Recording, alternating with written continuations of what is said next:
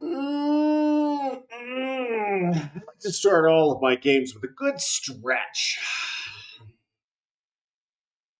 And then I like to bloviate for a little while. And I like to, seriously, the thumb, I was working on my car, and this thumb has just been like all the way down. As like I just really torqued it. Good. Because I was under a car that's usually about 3 inches off the ground, and then you lift it up, and it's not much higher off the ground once it gets lifted off the ground. Then you got to get under there and really give it to her. The little ones really require a lot more effort than you would expect them to. It seems like the big ones are easy to move around, and the little ones make it difficult. Um, it's fine. It's fine. I came out on top. I always do. But y'all stretch. Get up out of your chairs. Just give it one of these. Oh God. And I stretched at the gym. I went to the gym. I'm a big gym person. My gym. I went to the gym. Is that how we're starting today? Is that's how we're starting the day out today? Well, all right. If you'll give me just a moment, I would like to say it's coming from a place of jealousy. That's what I thought. Okay, cool. So it's not anger at you, even though it was a moderate act of violence specifically directed at you. Well, Allie, you can come to the gym with me whenever you want. I will.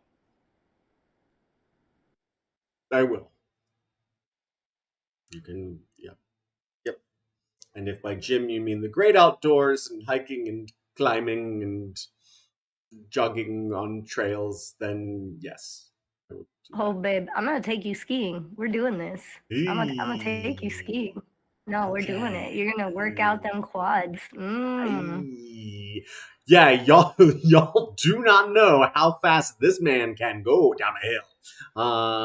It is faster than I should be able to, and according to all previous accounts, faster than I am able to control. It's okay. I'll be your guide. I'll be there every step of the way. I will lead you through. I'll put you on one of those cute little leashes that I see parents that have their 3-year-olds on them. Yes, that's now we're. I'll put you on one of those leashes, and then I'll be like skiing backwards down the mountain, and I'll be like, "You're doing great, honey. Thank you. You're doing so that is good." Literally exactly what I need to be able to learn how to ski. Yeah, seriously, treat me like I don't know how to walk first, and that's my level of skiing ability.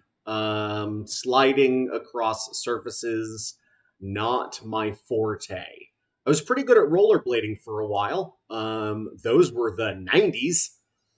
It's okay. If you can rollerblade, you can ski. Well, like I said, that was if you can dodge a car, you can dodge a ball. If you can ride roller skates, you can ride skis. Again, 20 years of time has passed, and it is somewhat of a frangible talent.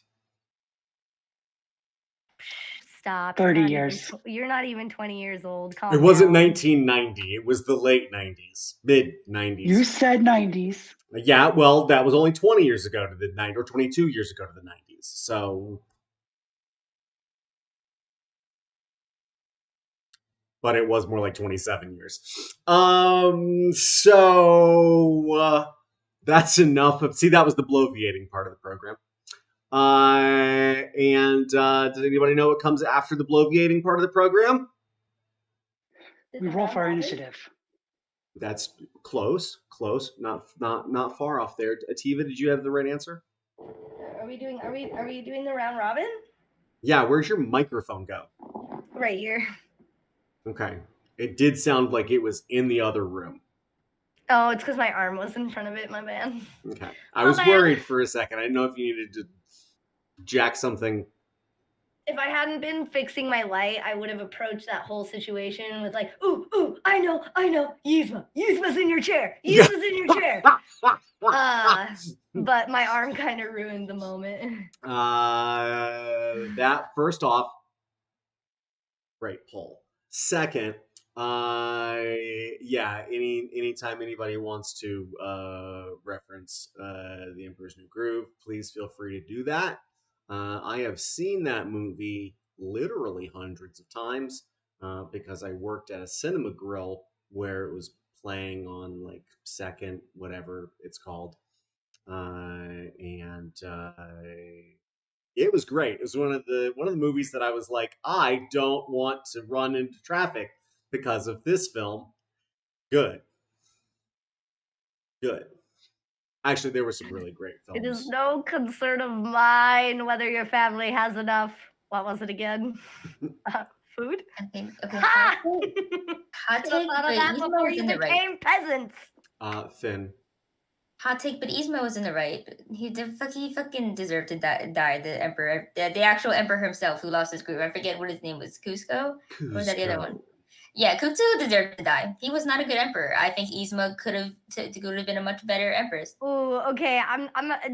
Okay. So Kuzco was not a good emperor, but replacing him with Yzma, that's like replacing Hitler with Stalin. Like, I don't think that that's a good analogy at all. But I'm not here to talk about Aztec politics. Fictional Aztec politics. Because it's fucking Disney movie. I will make one editorial on it, and that is the neoliberal hot take of the lesser evil. And see, Yzma's so much worse. Stick with this guy. He's only moderately horrible. And that brings us around to the round robin. During the round robin, we like to do 1, 2, 3, 4 distinct things. The first thing that we do is introduce ourselves. The second thing we do is share with one another and the world our pronouns. The third thing that we do is introduce our characters. And the fourth and final thing is offer a vivid aesthetic description of those characters so that they may live in each and every one of our brain holes, because I like to vividly hallucinate with my friends on the internet for 2 to 3 hours at a time, 6 days a week, often multiple times per day, and today is no different. So, without further ado, Finn, why don't you take it away and tell us all about the metamorphosis? That's a Kafka one. That's Kafka-esque. Yeah. Yeah. Franz Heidelberg Kafka. Yeah, he should have been happy about being a bug. Yeah. Instead of just indifferent. Like he should have just, I mean, if I was living that miserable life of Gregor, I would have been like, I'm a giant bug, fuck it, I'm gonna fucking cause crime. Right? Mischief. I'm naturally armored. I have chitin armor. Just gonna run around and eat shit. I don't know. I mean, you could be quite literally king shit of Jungle Town if you were just like, I'm leaving and I'm going to go into the woods. That I would, you know what? I'm gonna rewrite the metamorphosis. I don't know. I didn't actually read it. I just know enough of it. You know, pop culture. Nice, very good. Big Yellow Taxi. Yeah, I'm gonna rewrite it, and it's just gonna be like he turns into a bug, and then the whole rest of the book is him being like, "Fuck yeah, I made it out. I got out of the fucking cycle. I got out of the grind. He beat the system. Out of the rat race." He's not feeding the machine anymore. Correct.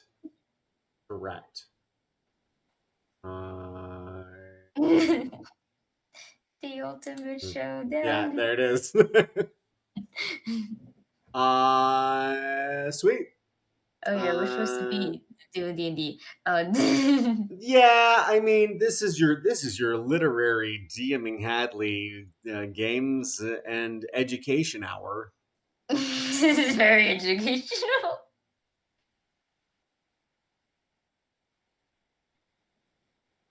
Oh, okay. I'm Finn. They them. and I play Portobello. She, her. She is like 8 foot tall, probably like 400 pound fur bulk. Uh, she It's how we like our ladies, thick and large. yes. She you could ask if she sat on you, you would Say suffocate thank immediately. you. Oh. Well, yeah, you probably would suffocate before you could even say thank you, probably. I would be muffled, but I would still say it. But she wouldn't though, because she said that would be weird. She would feel like it's weird, but also I don't want to hurt you. It would be accidental on her part and purposeful on mine. Oops, I just happened to fall on your Oh chair. no, I happened. Yeah, I hope I don't fall. Okay, let me get the art. Yes, bring us the art of the lady. Also, I need you to tell everyone Portobella's full and unabridged name. Oh, it's a Portobello Violet Tiddlywink. Thank you. Based off of Mrs. Tiddlywinkle from Beatrix Potter. I had to explain cottagecore to someone the other day. Oh, yeah, it was great. It was so phenomenal getting to explain that. I was like, just think French pastoral as a chosen aesthetic. Oh, it's Vicky Jimbo, sometimes Poor Borb. That was a nickname one of my friends started like years ago because I've had Portobello sitting around for a while on the shelf, and so yeah, then I go Poor Borb. Nobody puts Portobello on a shelf. PB is also acceptable. I feel a presentation coming on. Mm-hmm. There she is. There's our girl. So good. So pure. No mean bone and body. Just Correct. big squish. She learned a pretty important lesson about charisma. Yeah, Skelly literally said anxiety cured. Yeah, he was like, boom, baby. And away it went. Not really. I'm still gonna roleplay her is socially awkward, but it's a little better now. Mm. Oh yeah, no, I'm not saying that she needs to change or you need to change anything. All I'm saying is that now she realizes that charisma is not just making people like you. Charisma is something you have that attracts the right kind of people. It's the things you need done. And if there is any character with charisma, it's got to be Portobello. It's got to be Portobello. Awesome. Gonna shake things up again. The presentation. Here's like this is not my art. This was just made in a little creator avatar maker game, but this is like what her outfit looks like. So dope. So dope. Okay, I've taken up enough time. I don't know, Finn, you and I could, yeah, I don't think anybody's going to be upset if you and I just sort of like riff back and forth and just keep you going. I'm okay with it, but I'm not gonna force you to do anything. Oh, one other thing I say is that so you said you had to explain cottagecore to someone. I don't remember who it was, but I had to explain cottagecore to it, and I was just like, it's the aesthetic of you are a lesbian who wants to run away from society and live in a nice cottage in a garden. Correct. And that I think that worked. I don't remember, but I think it worked. I think they figured it out. That sounds pretty right. I think I sort of steered away from that specific line of thinking because I did not want to have to explain the higher theory on lesbianics to the people that I was talking to. But you're not wrong. You're not wrong. Oh, do I have that image on this computer? Is it Portobello in a check red and black flannel with a tool belt? I wish. I have to force one of my artist friends to draw that, and just because here I am, be like, I have this idea. You need to make it. I need your help. Shit, I don't have my computer, but I made like a collage because one time in my life skills class, my teacher asked us to make a collage about what we think is successful for us. So I made a cottagecore collage because that is success for me, is living in a cottage with a nice partner. I support this behavior completely. My teacher also supported that behavior completely because she's pan, I think, and uses she they pronouns. So she was very into it. But she probably took inspiration from you. She was like, you know what, kid, you got something going on right there in your brain. But yeah, it was just like a collage. I don't know where I have it. I know it's on my school. When it comes back to you, just you share it at your leisure. How's that sound? Okay. Okay. Very good. Thanks, Finn. Oh, Miss Sativa Panic. Hey, push the space bar. Do the thing. I couldn't. I was clicked out of the window. Hi. I am Ativa Panic. Hi, Ativa Panic. That's pronouns, but really any pronoun will do.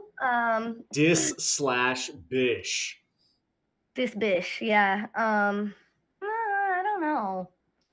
I don't know. But yeah, I mean, I just like to consider myself as a living being on this planet, not necessarily a he, she, they, or them, but an it, a thing. Y'all, that gender's a construct in this universe. Some of us don't want to participate in your bullshit. Yeah, I mean, yeah, pretty much. Anyway, today I am playing Phileas, and Phileas, I'm a pixie. I do pixie things. I live my fae life. I'm also a devout warlock, and of Willow, the archfey, because I mean, you know, if I'm gonna be fae-born, why would I not have a patron that is a fae? That would, I mean, it's not that it wouldn't make sense, but it makes a lot more sense that I follow a fae, an archfey deity. Currently, Phileas is actually getting swole. I'm getting swole because Willow got taken from me, and I'm super not okay with it. I'm struggling a lot with it, probably even more so than the party even realizes, but they'll get a glimpse eventually. As you can see, I'm tiny, and I'm purple, and I have I have green hair. I have green hair, and it kind of goes whoop. That's the noise my hair makes. It goes whoop. And I like to wear plants as clothes because clothes are really constricting. This current fit that I have going is my workout fit. It's a nice little nightshade flower that just, you know, stops me from getting too sweaty. I like to wear nightshade because it also prevents things from eating me.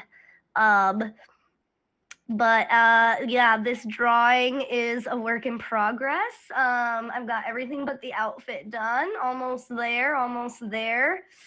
Might actually chop off his legs just because I don't really like how they turned out, and keep just like waist up. But yeah, I think you're onto something. With the legs or with chopping off the legs? With the legs. I don't Yeah? think that you need to chop off any legs Yeah, necessarily. they're I looking pretty think, sassy. yeah, I think Yeah, that I mean, Very they're good. I just their back leg is thicker than their front leg, and I've been trying to fix it, and I'm working on my proportions. But yeah, I that's think maybe you're just considering which legs. Are you trying to show your ass? Because otherwise, I think you're okay on the. I mean, I don't know. I'll have to look closer at your character's ass to figure out which leg's in front. But from what I can see here, the proportion doesn't seem to be disparate. well, that's good. That's good. But yeah, Okay. that is Phileas in all their glory. I actually love what I did with the eyes on this drawing. Seconded. Because before they had like regular humanoid type eyes where like their iris was the color of their eyes, but I really like taking their entire eye and making it their eye color and then just having the iris like a little bit darker of that color. I like it a lot better. I feel like it seems more fey being than just like tiny human. Also, would love to commend shading, Thank texture, you. depth Thank you. of color. All of these things are continuing to improve and Thank you. add Yeah. richness and life to that picture. Thank you. Yeah, it's I finally figured out how to actually like do good shading, and it's that you add a layer onto the drawing where you just do black and then you adjust the opacity of the black. So like his shading is a completely different like drawn layer. Up here I can change the layers. And so the shading is completely separate from the rest of the drawing, which is why right here in this clear spot, eventually I'm gonna erase those shading marks to add the flower texture to it. But yeah, been working on that digital drawing game. No, I am not taking commissions because that's a lot of work that I don't have time to do. But yeah, that's Phileas. And yeah, I'm ready. Noise. I'm ready. Noise. Very good. Lovely. Thanks, Tiva. Well, yes, Jimbo, you gotta do the thing, man. Okay, if I've got to, You gotta. I gotta. I am Jimbo. I am a meat popsicle. Tonight I will be playing Shiny. Shiny uses they them pronouns. They are small, and well, I feel like I should also share because everyone else shared. Wait, where's the thing? Where's the sharing button? Where's the button share for button? It's This one. Yeah. Hello. Hello, that's Shiny. Shiny is small. They are small but have long fingies and toesies, and their tail is glorious. Shiny dark gray skin with greenish highlights and glitters. Bright emerald eyes always smile, except when they don't. They smell of fresh dirt after a strong rain and fresh baked spicy peppers. Shiny's hair is very long, almost as long as their tail, and their tail is glorious, by the by. They are 2'8", 27 pounds. Adorable. Literally, baby. Yeah, I love like, them. You're like a little lemur. Mm-hmm. Yeah, just about the only reason to go to North Carolina outside of the mountains is the lemur habitat at Duke University. It is if anybody wants to meet the actual Zaboomafoo. Yeah. Yeah. Yeah. That whole show stemmed from a graduate student at Duke who worked with lemurs and was working to protect their habitat and so on and so forth. And so the show was developed to bring awareness to them. And That show literally molded part of my being. Yeah. I'm literally going to go to college for zoology, and wildcrats and Zaboomafoo are to thank for my love of animals and knowing about them. Yeah. Have you been watching this crap, brothers? I love you. Have you guys ever seen a ringtail? Yes. Not a ringtail lemur, but just a ringtail. Just the tail? No. No. Like there is an animal called ringtail, and it's not a lemur. They're actually more closely related to raccoons. They are so freaking cute. So cute. Oh, yeah, I've seen this before. Yes. Yes, is good. It looks like a raccoon and a lemur had a baby. Yeah. I feel like it actually kind of looks like a sugar baby and sugar glider. That's a different thing. Like a sugar. I feel like a sugar glider and a lemur had a baby, and that's the ringtail. It's like a stoat and a fox and a raccoon had a baby. Just saying. I just work here. Yeah. So I mean, if anyone happens to be in North Carolina and are not in the mountains, then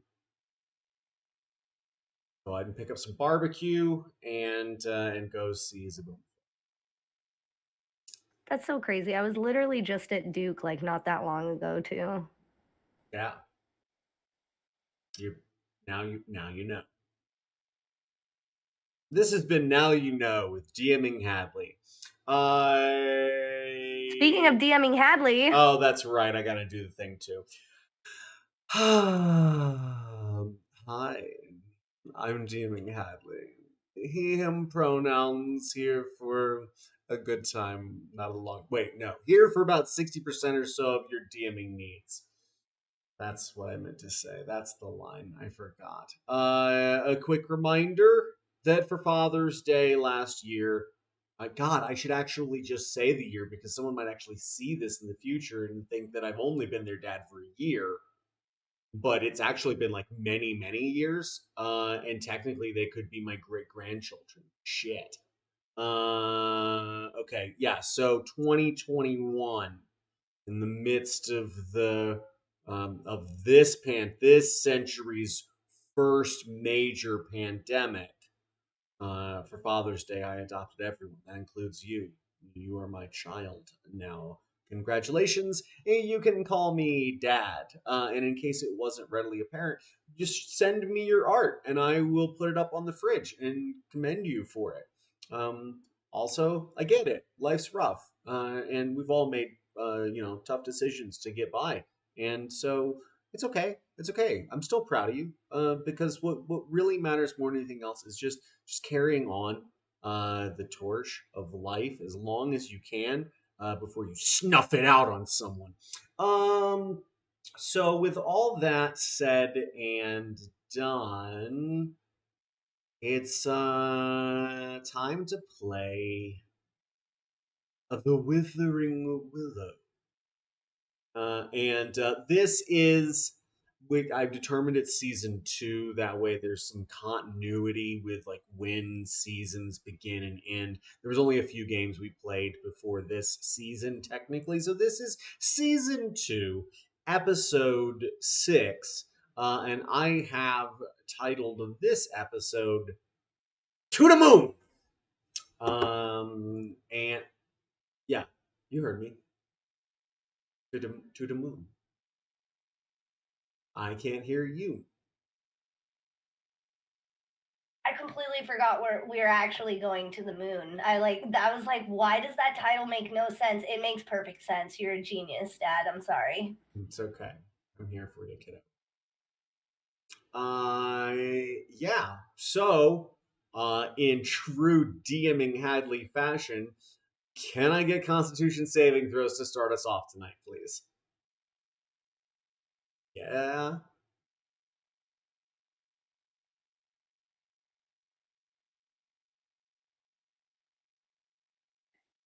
Ten. Wow. Wow, Ativa, I never wanted to see your box so bad before.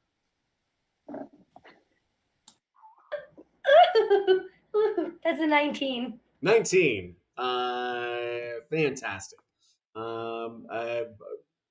It sounds like you're the only one that did a very good job. Can I get perception checks from everyone, please?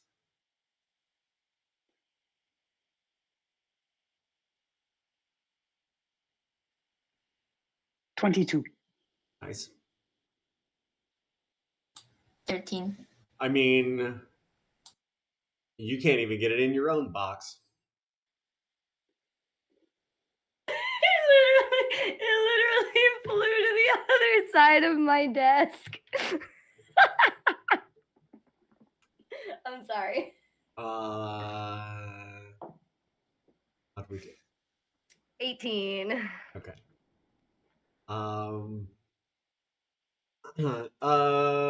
Portobello, you feel particularly queasy.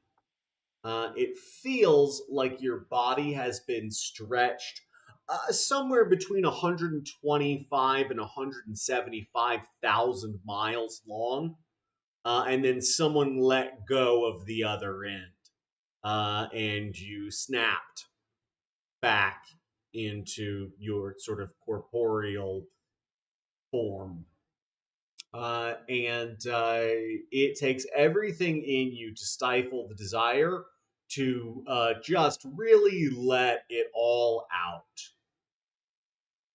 And as you begin to look around, your head is swimming, and you're still sort of fighting back a sense of discomfort and queasiness. But as you look around, you see what, I mean, through sort of blinking eyes, the grayness before you looks very much like a cottage inside of an enormous toadstool. And by toadstool, I mean a mushroom, not a toad's disease. You can smell chamomile tea. It's in a pot in front of you. And that seems to be the only thing you can really focus on as you're trying to get your bearings. Shiny. I can come back to you. Yes. Yes. You did bad on your Constitution saving throw. 10. 10 was good. 10 was good. 10 is what we would expect from the average individual who had just been stretched between 125,000 and 175,000 miles long. No. 10 is really, really good for that. Is it? Oh yeah. It seems to me that it is specifically average. As if any person whose body in was context to that stretching. No, I'm pretty sure that the way that the statistical bell curve for the 10 is right there, as if the average individual had just been shot to the moon. Well, technically stretched 125,000 to 175,000 miles long, and then sort of like an overstretched rubber band, someone let go of the other end. But I don't think I could stretch to 10 feet, so that's just me, maybe. Right, exactly. You couldn't stretch to 10 feet, but if you were forced to stretch to between 125,000 and 175,000 miles, then a 10 is really good. Then a 10 would be perfectly average. And I would say that to be ashamed about throwing up on the moon. It's okay if you need to throw up on the moon. It's okay. I understand. I don't know if Shiny had a big breakfast. No. I know you had a hearty dinner. We went over that almost ad nauseum. So just a scone and a cup of coffee, maybe. Oh, it's just berry, berry, berry. Berries, got Mm-hmm. it. 3 berries Mm. make their way out of your body as if propelled by the tension of a mortal being. Yeah, yeah, yep. And there they are. They're on the ground in front of you, which is covered with uh, dense pine needles, browning with age, and freshly fallen leaves. It looks like late summer, early fall here. As you lean up against the tree to your right, you can feel its dense, thick, rich, aged bark and the moss, the lichen growing atop it. As you look up, you can see through the canopy to a beautiful sunny day. And as you look around, you feel like you're in a really comfortable woodland area. You hear far in the distance birds chirping and singing. You hear little critters skittering around. It's really sort of soothing in comparison to the jarring sensation that you just experienced. Mm-hmm. That was very bad. Now it's very good. And we sit down and we eat our breakfast. Okay. It is now flavored slightly with hints of pine. Mm-hmm. That's Um, delicious. as you specifically pinyon pine. It seems like you might be in a mountainous area as you look out and realize that as your eyes adjust because it was dark or when you guys left.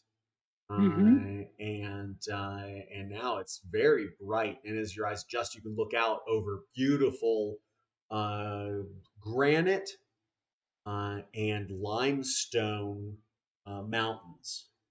It looks really beautiful, and there's a sprawling of grasslands to what you're not quite sure what direction it is. Maybe the west. You're not sure. Sun's pretty high in the sky. It's hard to tell which way is west from here. If you wait an hour or two, you'll get it. Hey, Okay. Phileas. Hey, bud. Hey.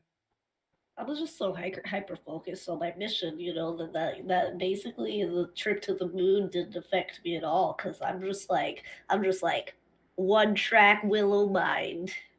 Correct. Correct. As you feel like you've been drawn into 125,000, 179,000. Right.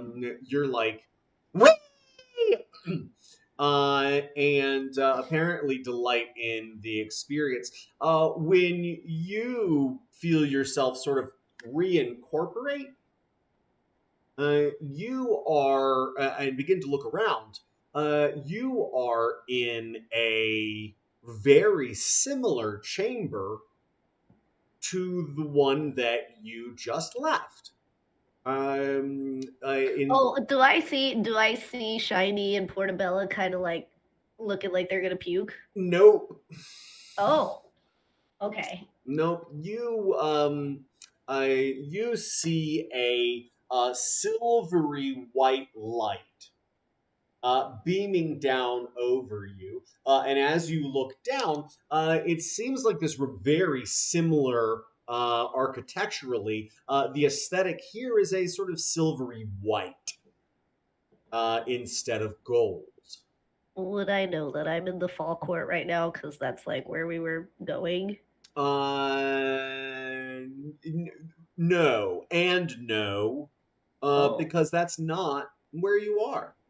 okay. And you find that out very quickly as lights come up in this chamber, and you see a single individual. She is standing at sort of the head chair here. She is difficult to perceive. She seems to glow with a very radiant, silvery light. And as she sort of leans forward and looks down at you, she disappears from her location and reappears about 50 feet in front of you, on the same level that you are. And you hear almost whisper quiet steps as she strides towards you. And you can only see just like a slit of where her eyes are as they squint to perceive you curiously. She is wearing silvery white flowing garments, and as she sort of comes within about 25 to 30 feet of you, you start to realize that she is heavily armed. She has a silvery white longbow across her back.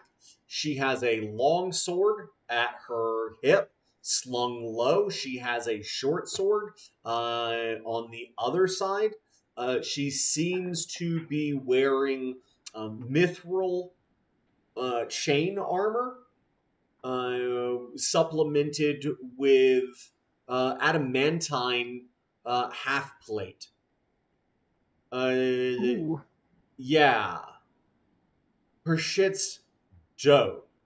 And as she comes within 10 feet of you, you can feel the radiance just just blasting off of her. And she leans forward, and in Sylvan, she says, "You were the one burdened with carrying the Archfey, Willow?" Oh, um, yeah, I had Willow. "And you will again." And she turns and looks like she grabs a chair from like way the hell over there. She doesn't go over there. She just turns around and like grabs at the air, and suddenly one of the chairs that was at the like council desk here is right beside her. And she takes off her bow and drapes it over the back of the chair, and then she sort of repositions her swords and sits down and crosses her legs and leans back and regards you. And she says, "You are a very fortunate individual." Well, I don't think so at all. I lost him. He got taken. I don't. That doesn't seem very fortunate at all, unless it has nothing to do with fortune and just my skill and the fact that I'm a failure. Um, as you begin to feel somewhat dour about your situation, suddenly your disposition changes. Yeah. Against my will? Um, you don't really have a choice in the matter. You can't make the save against her calm emotion spell. Okay. Yeah, literally, as you begin to sort of spiral into this sensation of like, I'm the reason this whole thing went awry. Um, her, she just sort of like squints a little bit, and you know that you have had a spell cast upon you. But at the same time, you're like, that's fine, I think. Yeah, I think I just look at her kind of shyly. Thanks. I understand that you might feel strongly about the situation you are in, but I assure you that when all is said and done, you will find your patron. You seem to be pretty sure. Well, I have good reason to be certain. Why do you have Willow? Is he with you? I I wish that it were that simple, but no. Well, you just tell me where I need to go and get him, and I will get him. I will bring him back if I do it with my last breath. But I will bring him back. I will put him in the nicest pot he's ever seen, and I will help him grow with the final breath of my life if I have to. She smiles and stands from the chair. And she takes a step towards you and she says, I know. Well, good, good, yeah. So where do I have to go? Where do I have to go? Where are my friends right now? I came here with other. I had. There were. Yes. Shiny, Yeah. Tithe, Yeah. Portobello. Yeah. Yes. Where are They're, they? they are in, I guess the best description is a custom environment to help them acclimate. Because the moon doesn't look like anything they've seen before. It can be jarring to individuals their first go. And I thought I it was pretty fun. It was kind of like riding, oh man, one of those. The humans, they have these little things. They like put little mine carts at the top of hills and just wee. That's kind of what it felt like. like a luge. Luge. That's a funny word. Yes, it is. Yeah. Phileas, Yeah. my assurances aside, this will be a very difficult road for you to travel. Not just for you, but for all who take up the mantle of bringing Willow back. Right. I would expect nothing less. I'm ready. I'm ready. I've been training. I was the daughter of Titania herself. Taught me all her moves. I'm ready. I'm ready for this. This is my life. Feranestra is a very capable woman. And I will also say you are fortunate to have partaken in her tutelage. But it is not a matter of physical strength that will get you through this. Well, I have magic as well. So long as Willow's okay, I have She magic. reaches forward as you say that, and she brushes her the back of her finger and the edge of her thumb against your cheek.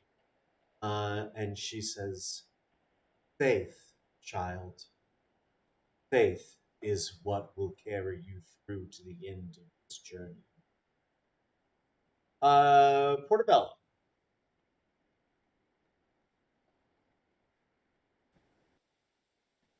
Yes. So So okay, so I just I just see the cottagecore land. oh, it's heavenly. It's heavenly. As you look around, you can see the fleshy walls of the interior of this absolutely stupendous fruiting body And there's pictures up on the wall. Some Thomas Kincaid ass shit. And I don't know who that is. don't worry, you don't need to. And I mean, you can look him up. He makes outside of cottagecore paintings.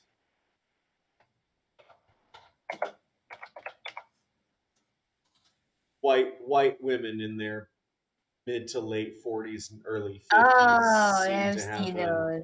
obsession, which is I can't really entirely deny. Fundamentally, there's a pretty significant appeal to beautiful landscapes and cottages. I get it. It's just a little played out. That's all I'm saying.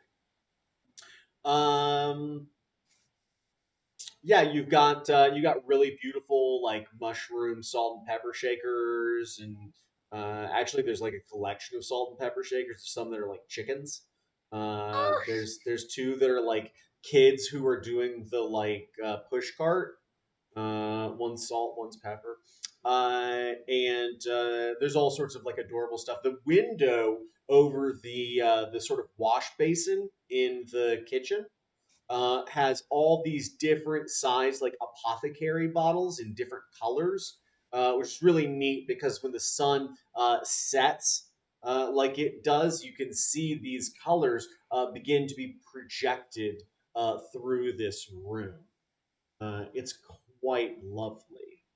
And as you look over to your right, you see an oven, and suddenly you realize that the aroma that is lingering in your nostrils is that of fresh scones.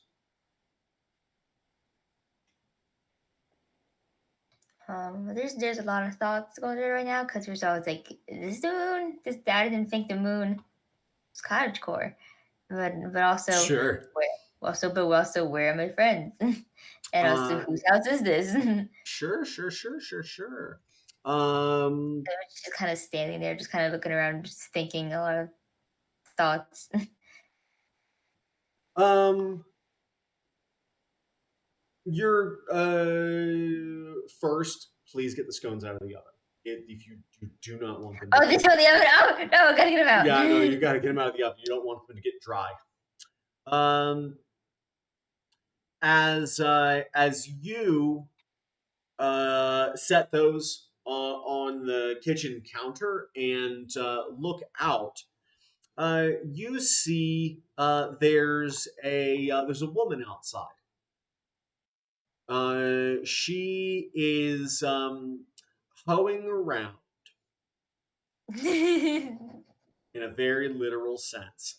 You see that she is um, sort of making a line in the soil, and she is coming behind and putting seeds into the ground, and as she covers them up, I like within a few seconds of her finishing putting them down, you begin to see little buds breaking through the earth behind her. And she stands up and dusts her hands off, and then pushes back her short electric blue or manic panic blue hair from her face, and she looks at you. She has very light blue, almost silvery skin, very high pointed ears, which are pierced and have many beautiful silvery adornments to them, as well as small stones that seem to shimmer in the light. And she waves and then beckons you out.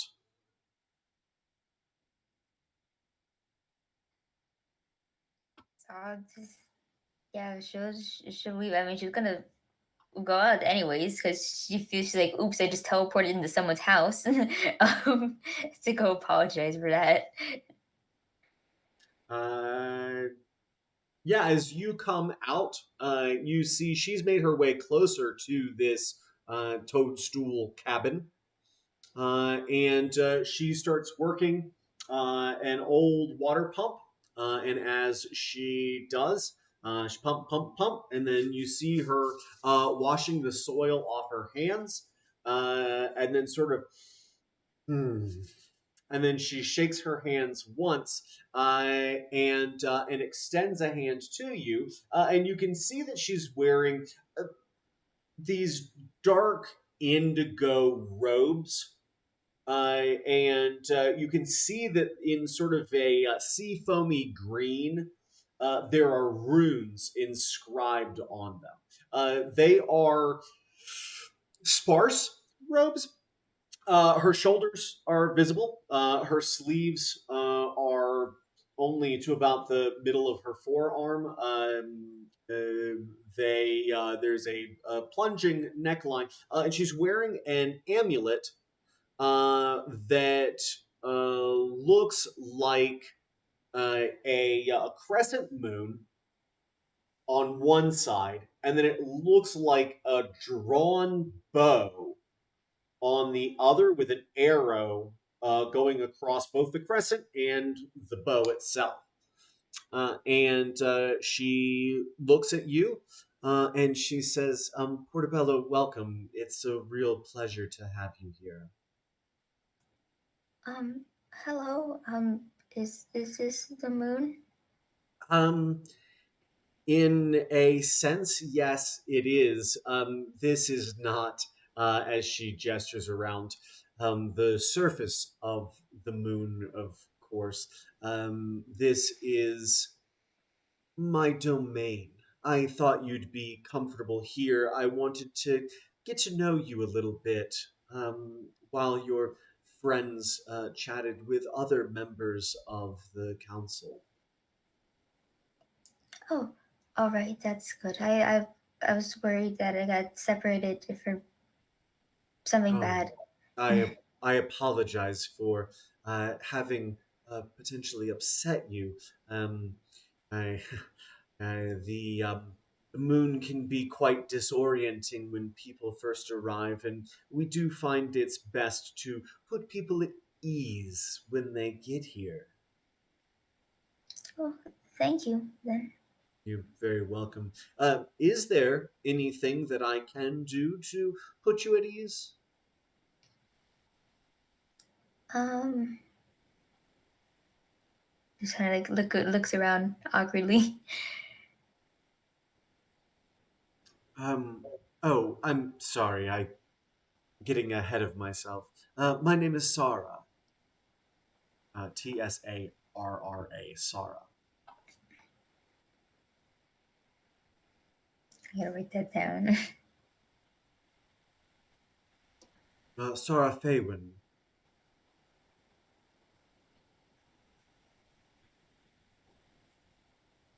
Can you spell it again? Tsarra Faeywyn.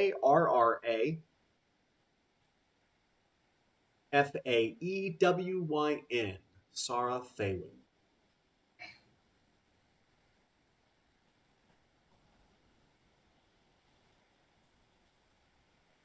Okay. Cool. Um, she says, please do let me know if you need anything from me. Um, I've been led to believe that you are on an arduous quest. Um, yes. Um, I, I, I, I've been wrapped up in this, I guess. It is daunting being faced with the well being of an ancient entity.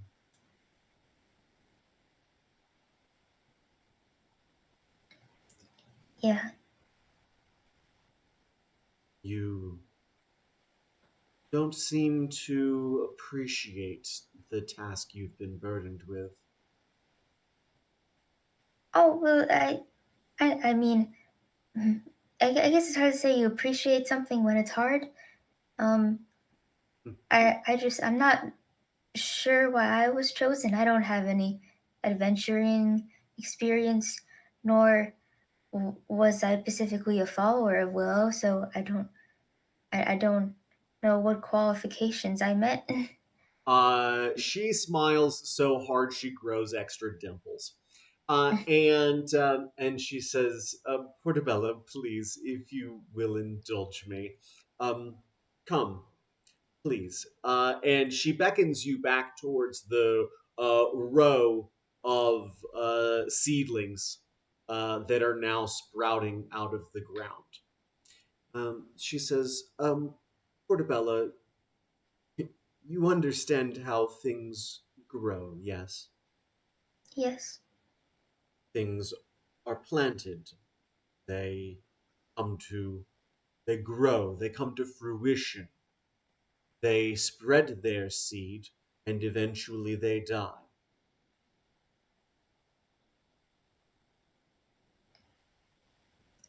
Yes. Yes. This is a fundamental truth of all things. You understand the importance of the cycle of life. You are also pure, pure of heart. And even if you don't want to acknowledge it, your mind is keen. You are simply faced with challenges we should not have to behold.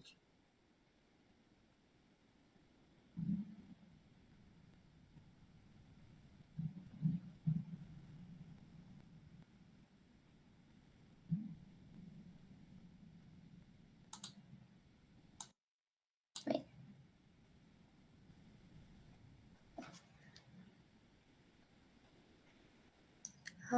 Oh. Um. Okay. You still don't quite understand, do you? Well, I just wasn't. I'm not sure what to say to that. I mean, thank you. Uh. You're welcome.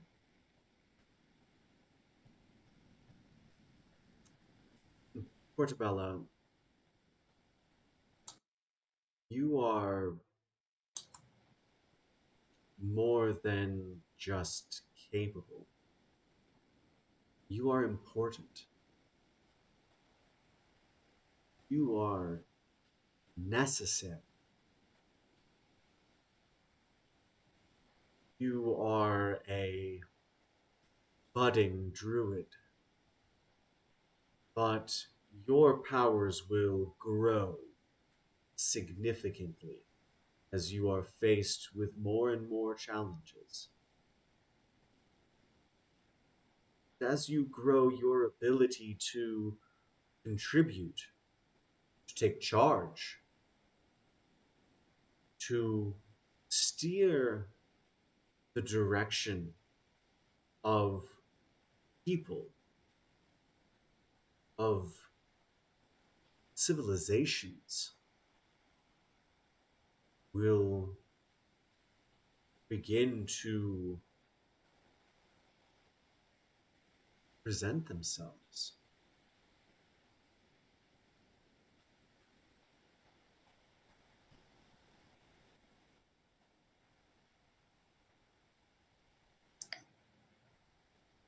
Wait. How am I making? Was it? Uh, Affecting civilizations. Yeah. Well, I'm confused what you said. So that's why I was just expressing it in character because I'm confused what Sure. you said.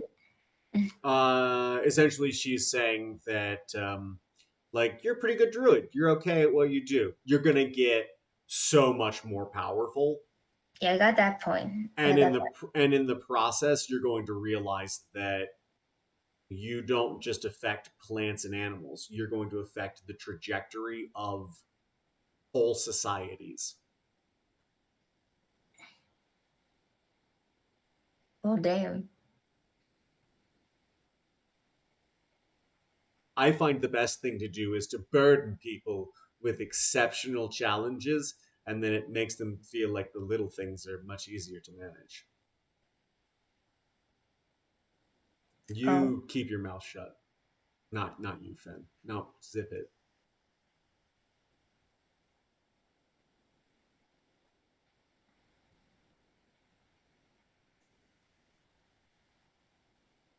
We're probably gonna have to, we're just gonna do the, again, in the immortal words of Pulitzer Prize winning poet Kendrick Lamar.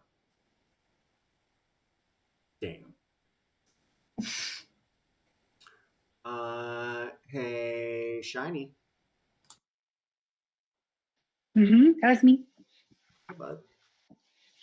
Hi. Bro. Uh, hey, how do you feel about howler monkeys? These monkeys, so that's good. Okay, good. Because there's one right over there. Okay. Um, where's Portobello? Where's Tithe? Where's Phileas? Here. That actually carries on a little longer than that.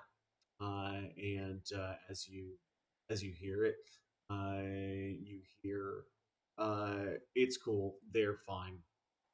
They're being looked after.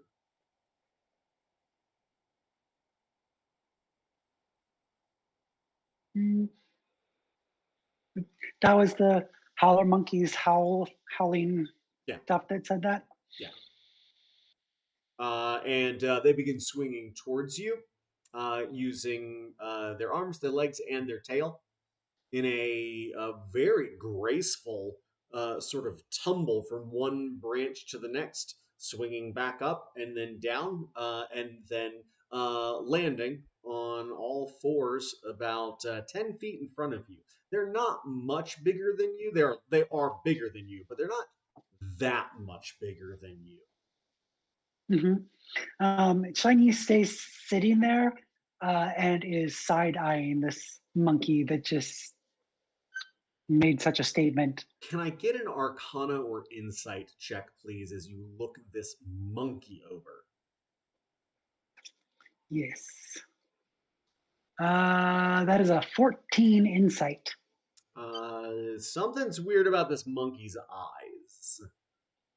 They're a brilliant color of blue. Brilliant color of blue.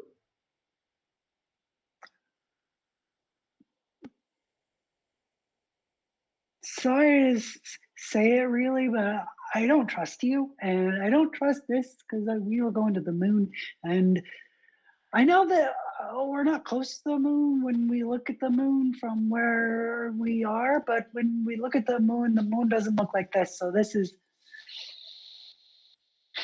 Did I get lost? You see the monkey begin, like, look at you and begin to smile.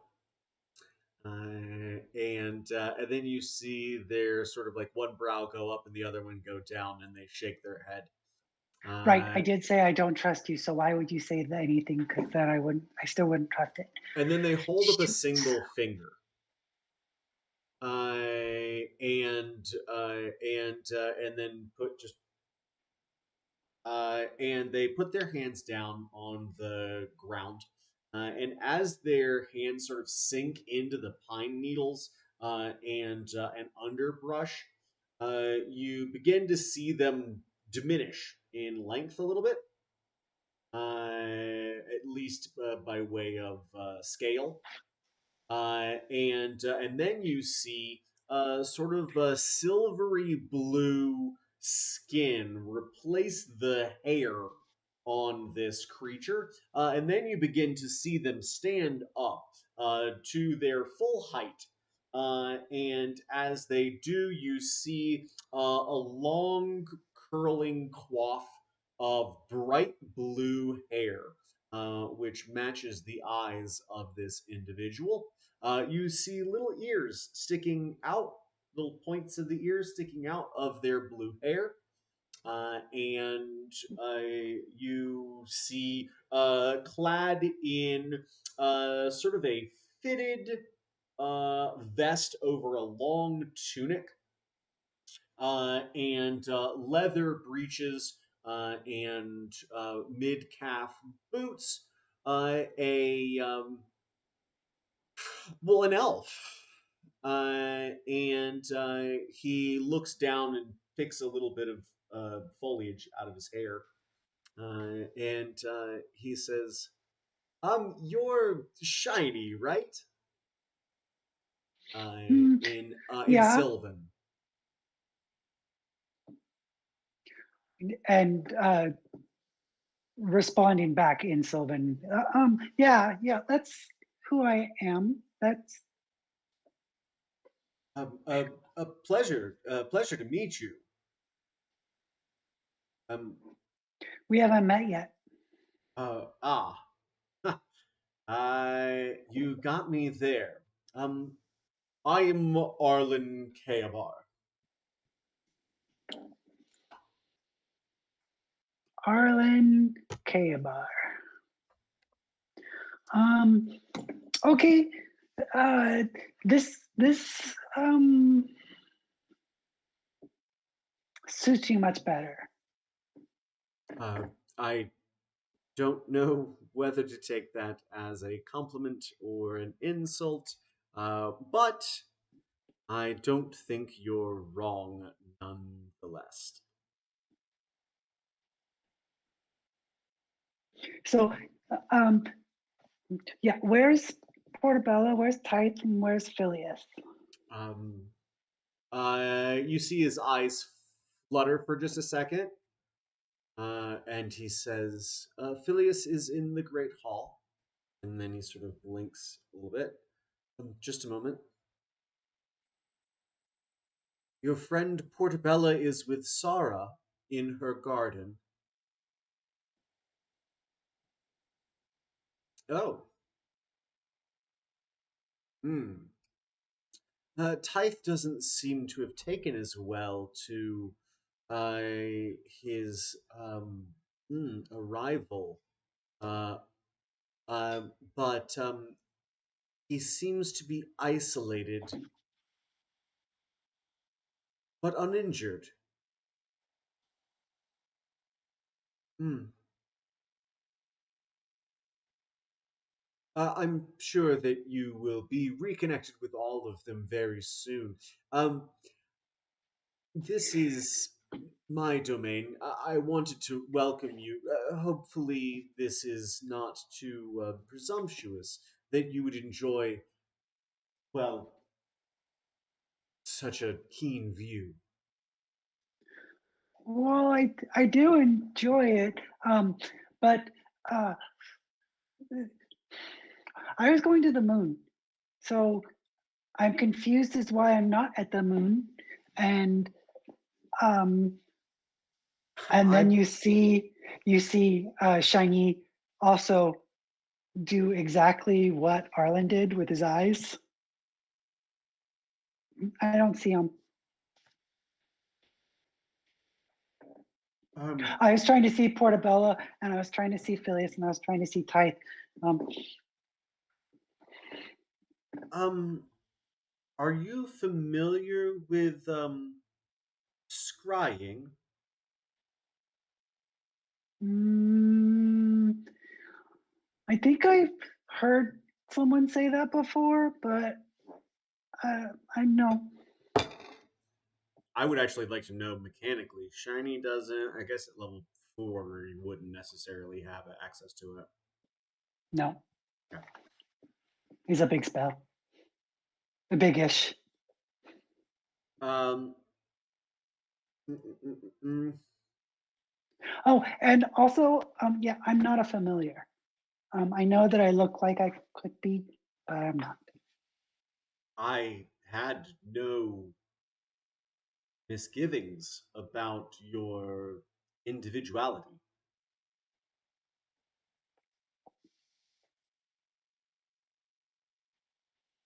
Oh, I see. Ah, yes. Yes. Oh, hmm. I great. I appreciate. Yes. Hmm. Okay. Scrying in this case is the ability to perceive things or people without being in the same place. And familiar was a reference to your knowledge of said magic. Not to presume that you were someone else's familiar. Okay, I just wanted to cover all the um, ground. But Not with my um, breakfast. I hope I cleaned that up, but he you looks know, down. Um, it seems you were quite thorough. yeah, it was a good breakfast, so I didn't want to lose it Waste again. not, want not, right? Hmm. Hmm. Yes. Hmm. You never know where your next meal will be coming from. Well, I I guess you could say that, but you sh-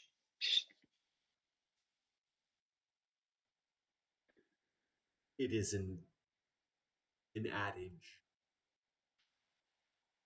oh Shiny, yes, you are part of a group who has been tasked with a tremendous responsibility. they have been. You have been. Oh, I no one told me. Uh, okay, what is it that I have to do? I'll do it. That is the kind of enthusiasm we like to see around here. Um, Here's what you have to do. Help make sure that your friends and you stay alive. Oh yeah, that's pretty easy. Good, good. If you do that, then everything should work out just fine. Okay. Shiny, Hmm. you're a very unique individual. I'm about as unique as everyone else. In so many ways, you are right.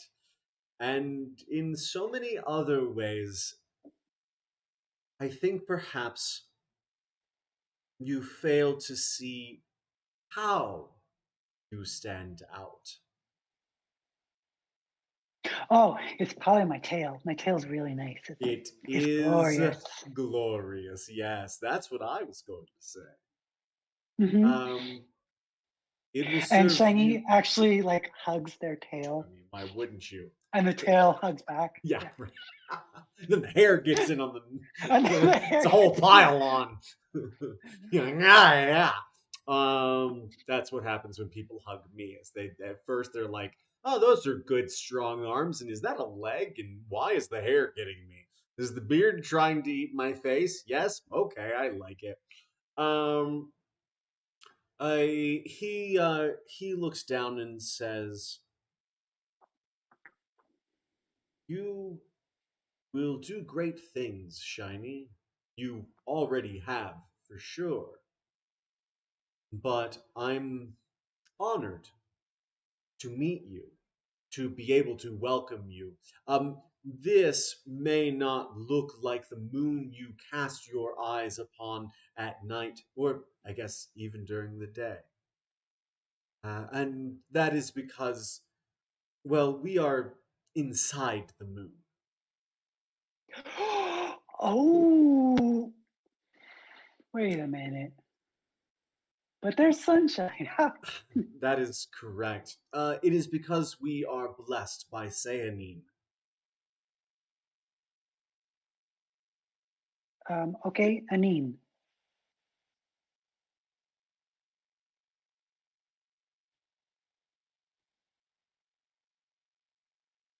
I don't get why you wanted me to say Anine. He really leans into the pondering at this point. He is absolutely caught off guard. And technically so am I. But this guy, delightfully so. Me, I'm gonna have to wrestle with this for a minute. This guy's just gonna be like, well, I have to conjure what the hell he does next from the ether. He looks down and he says, he smiles real big, almost devilishly, and he says, "You're going to get along here really well." Oh, good. He says, "Would you like to see your friends?" Yes, please. Thank you. Yes. Excellent. Would you take? Oh, shoot. Yes. We're not in the Fey court right now, are we? Did I just mess up? I don't think so. He looks around. How could Okay. how could you have messed up? Tiny? I remember from when I was little that you're not supposed to say thank you in the Fey court. That And then I sounds just like said, that sounds like propaganda to me. but sometimes it's better not to try your luck, Um, just in case. I don't know who just in case is, but just in case. Yep. Yep. Just in case in Jesus Christ. Hey, Shiny, Yes. I think Oh, yes, see my friends. yes, one little quick note, one offering, one thing that I can hopefully empower you by. When you get to the Unseelie court, Mm-hmm. then you can ascribe to all of the warnings you were given out the way. Okay. I'm glad we had this talk. Me too. Your friends then? Yes, and you have quite a lovely it was a D word. I forget. Domain. Domain. Yeah, Yes. quite a lovely domain. Thank you. Thank you. Perhaps you'll have cause to visit it again. You certainly brighten up the place.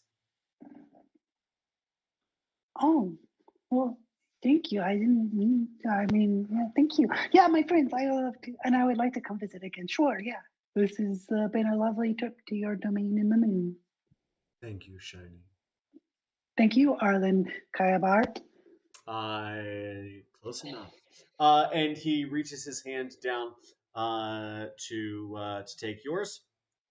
And do you take his hand? You don't have to. He's just offering it. He just takes it off of his wrist and gives it to you. I put it in a pocket in my Oh, flesh. you don't cut your own arm off and put his on the smart man. No, Shiny does reach up with long thingies and grabs on, and I think that their hair kind of wraps around the arm too, Nice. and wraps around the hand. As he steps forward, we see all of these trees and the open ground beneath you as you feel like you're looking down at a whole planet rushing towards the sun. And there is a flash of silvery white light and Portobello.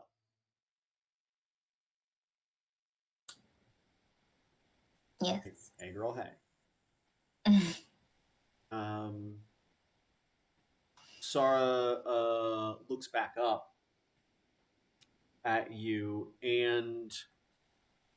uh, and she says, I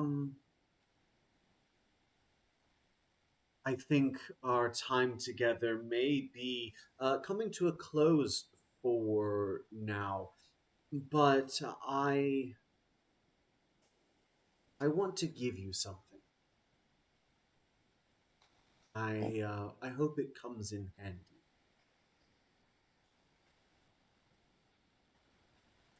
And she reaches to her belt and untethers a hefty little bag from her hip. Um, she says, "You understand the importance of growing things, and well, I think that you'll have a mutually beneficial relationship with these." And she hands you a bag of beans. And as you look inside, you see like the only thing I have is this Penguin 360 camera to give you an idea for how big each of the beans is. And yes, yes, Ativa, every time I use this Penguin camera, I think of you. Do you even see how the power button looks like a little flipper? I'm dying right now. I know. It's so cute. I need that camera. It was only $60. Just don't take it out anywhere near me. My inner goblin will kick in. We can strap it to your helmet when you go skiing. So that I can film you falling when you're coming down with me. That's definitely its best and highest purpose. But yeah, you get some big old beans. Technically each bean is 4 ounces of bean.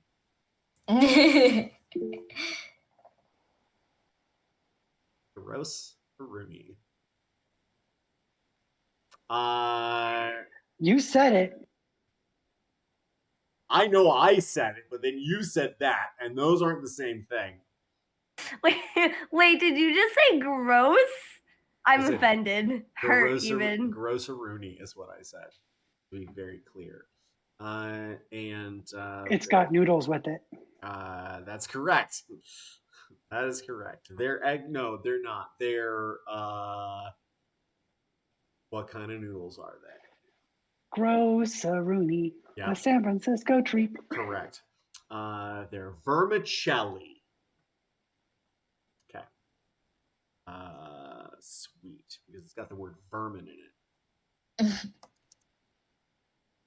Bag of beans added to your inventory. And you're welcome to take a moment to see what those do. Oh, I'm just gonna ask her. So thank you. It's too kind. May I ask, are they for magical purposes, eating purpose? You can eat them, but there's a higher purpose than that. She sets the bag in your hand and sort of sets her hand atop yours. And as you're still mid question, you see her smile and you see a glint off of one of her teeth, which turns into this just like flash of silvery white light. And Phileas, you see two flashes of silvery white light, one on either side of you, and you see Portobello on your right and Shiny on your left. They are without their welcoming committee. Oh my god, you guys are okay! I rush over and hug them both, but then I look up and I... Wait, where's Tithe? Where's Tithe? What did you do with Tithe? Well, Arlen said that Tice couldn't handle it as well as us, and they're not harmed. That is I was correct. hoping you knew, though. I did not want to worry you. Well, I'm really worried now. What did you were aware that he has an unhealthy relationship with the beast inside him? Well, yeah, but he's working on it. He's working on it. And we And are he apologized. helping him work on it. You see, when he first arrived, it was just the beast. Oh. Yes. And our attempts to assuage his rage, well, failed at first. Did you give him a Snickers? What's a Snickers? It's when you make someone laugh. Oh, like snickering, like got Correct. it. Okay, yes. Got it. That is almost exactly what we gave him. And now he's much more like himself. Unfortunately, he is also in isolation. So we can't even see him? I mean, you can see him, and she gestures, and you see what looks like a floating D20.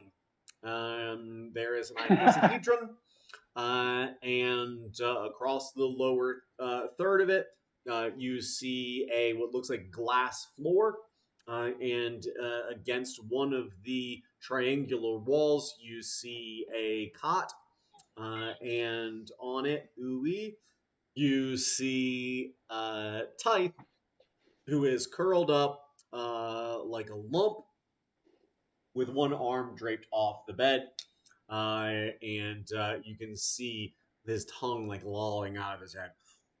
You can also see that the darkness, which usually just creeps up his forearms, seems to like have made its way all the way up around his face.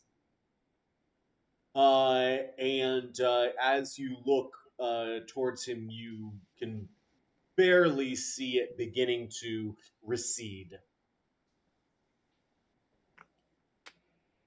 Oh, buddy. He will be fine, I assure you. And then she closes her hand and the image dissipates. Listen, pretty white was dress that lady. Scrying? What's scrying? Yes, it was. Arlen told me about it, and because he did this,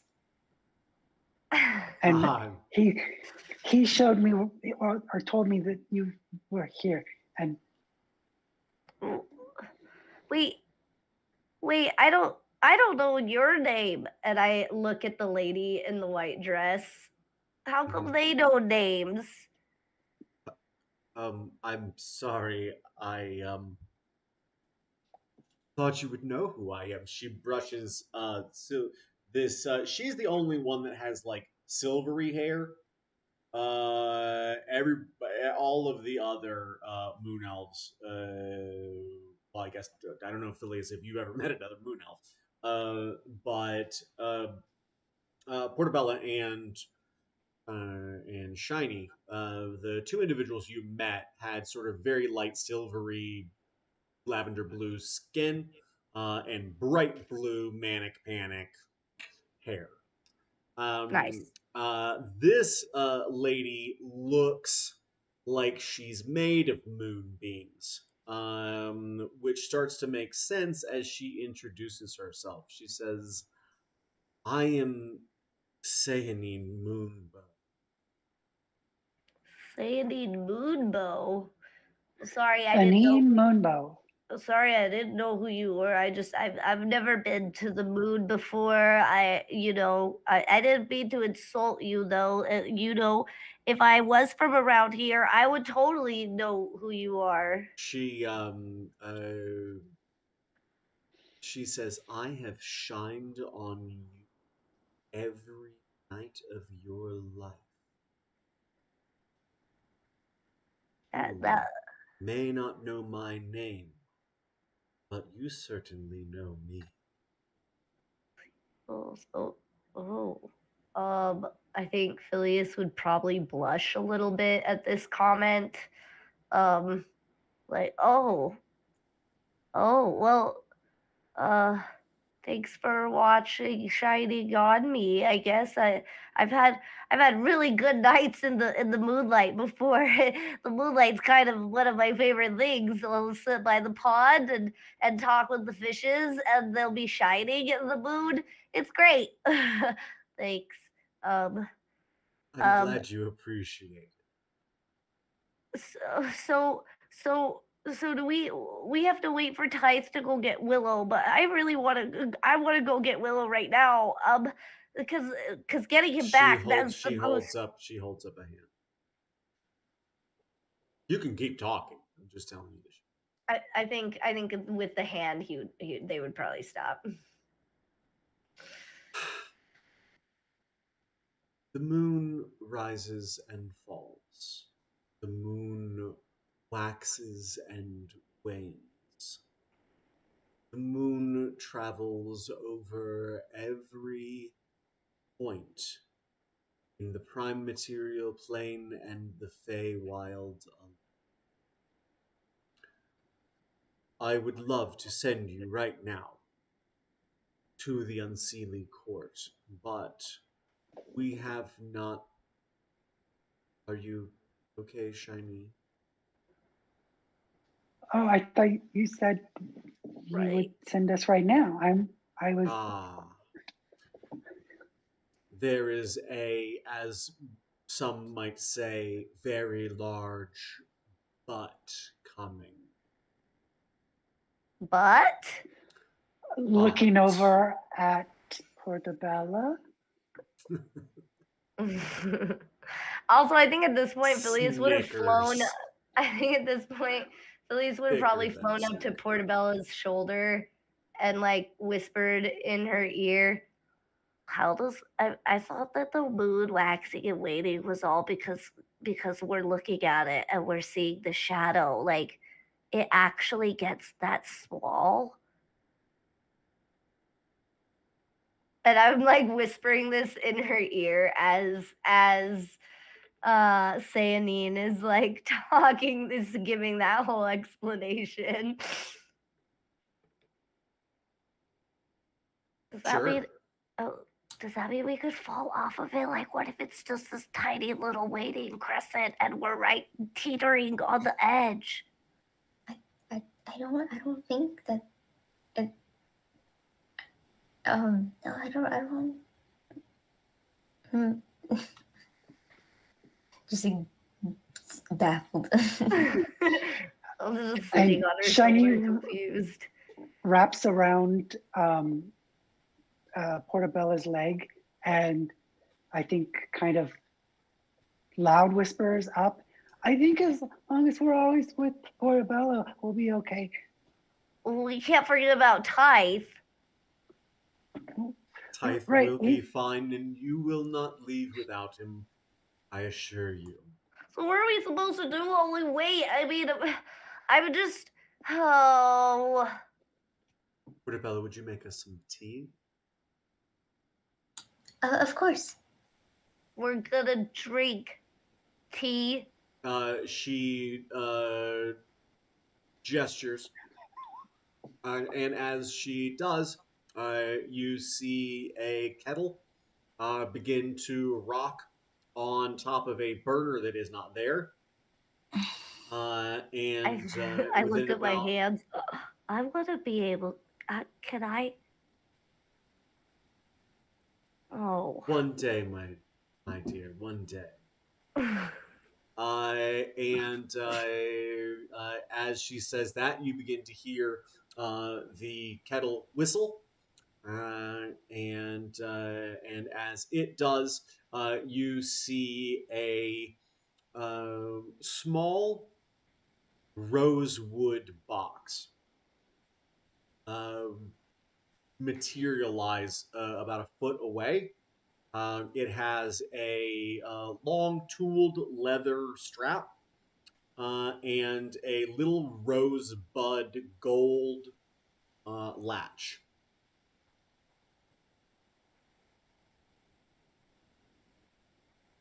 So I'll go to open the box if she's not gonna say anything. Nope. Then I assume that is where the tea bags are.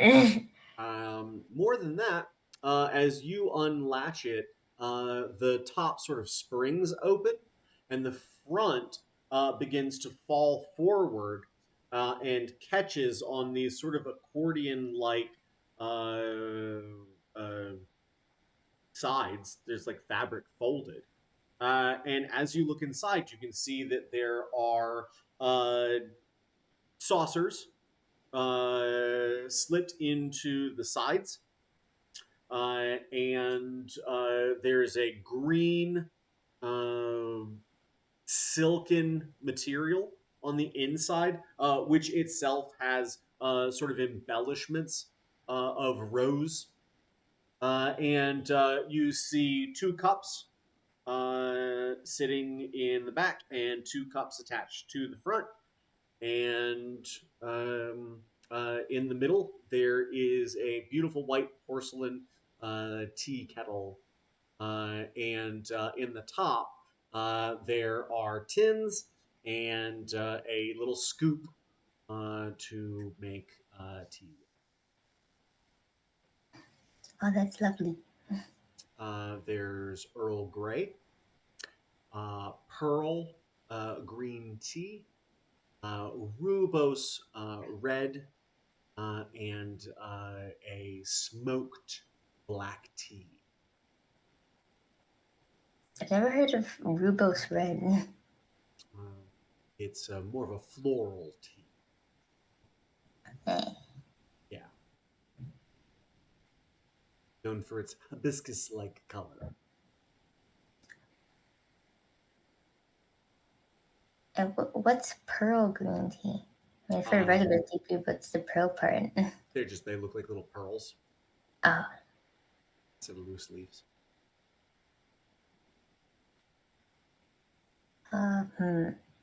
Choose wisely, she said. No, I'm just kidding. You make whatever tea you I'm the sound of the hibiscus one.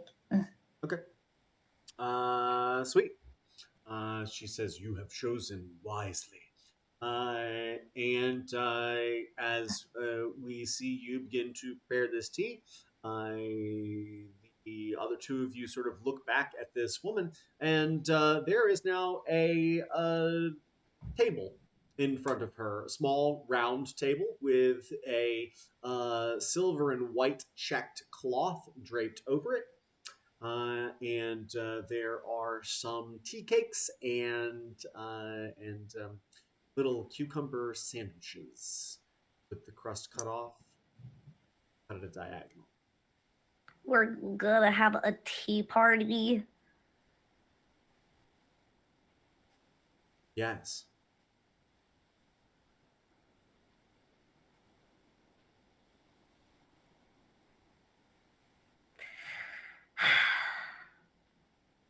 Like, place would sit like on the table, crisscross applesauce, just grumpily looking at everything.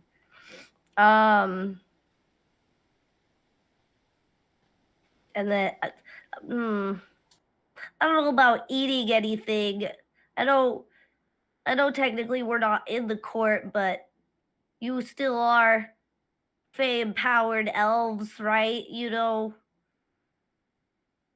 I start taking she out is like a little pocket of chuckling. seeds. She is like really having a fun time with this. She says, I I appreciate very much uh, your your concerns here, but I I believe that there's been some misinformation about who you can and who you cannot trust. I don't really trust anybody except for Willow and Um, these and my friends because they earned it.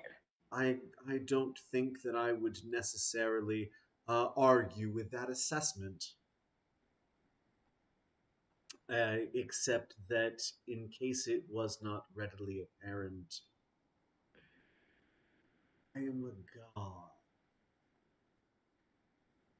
Well, all the more. Well, I would immediately like take out this sack of seeds that I was kind of originally taking out, and then I said, "Well, in that case, this is my contribution and my tribute to your hospitality." Yeah, It's very gracious of you.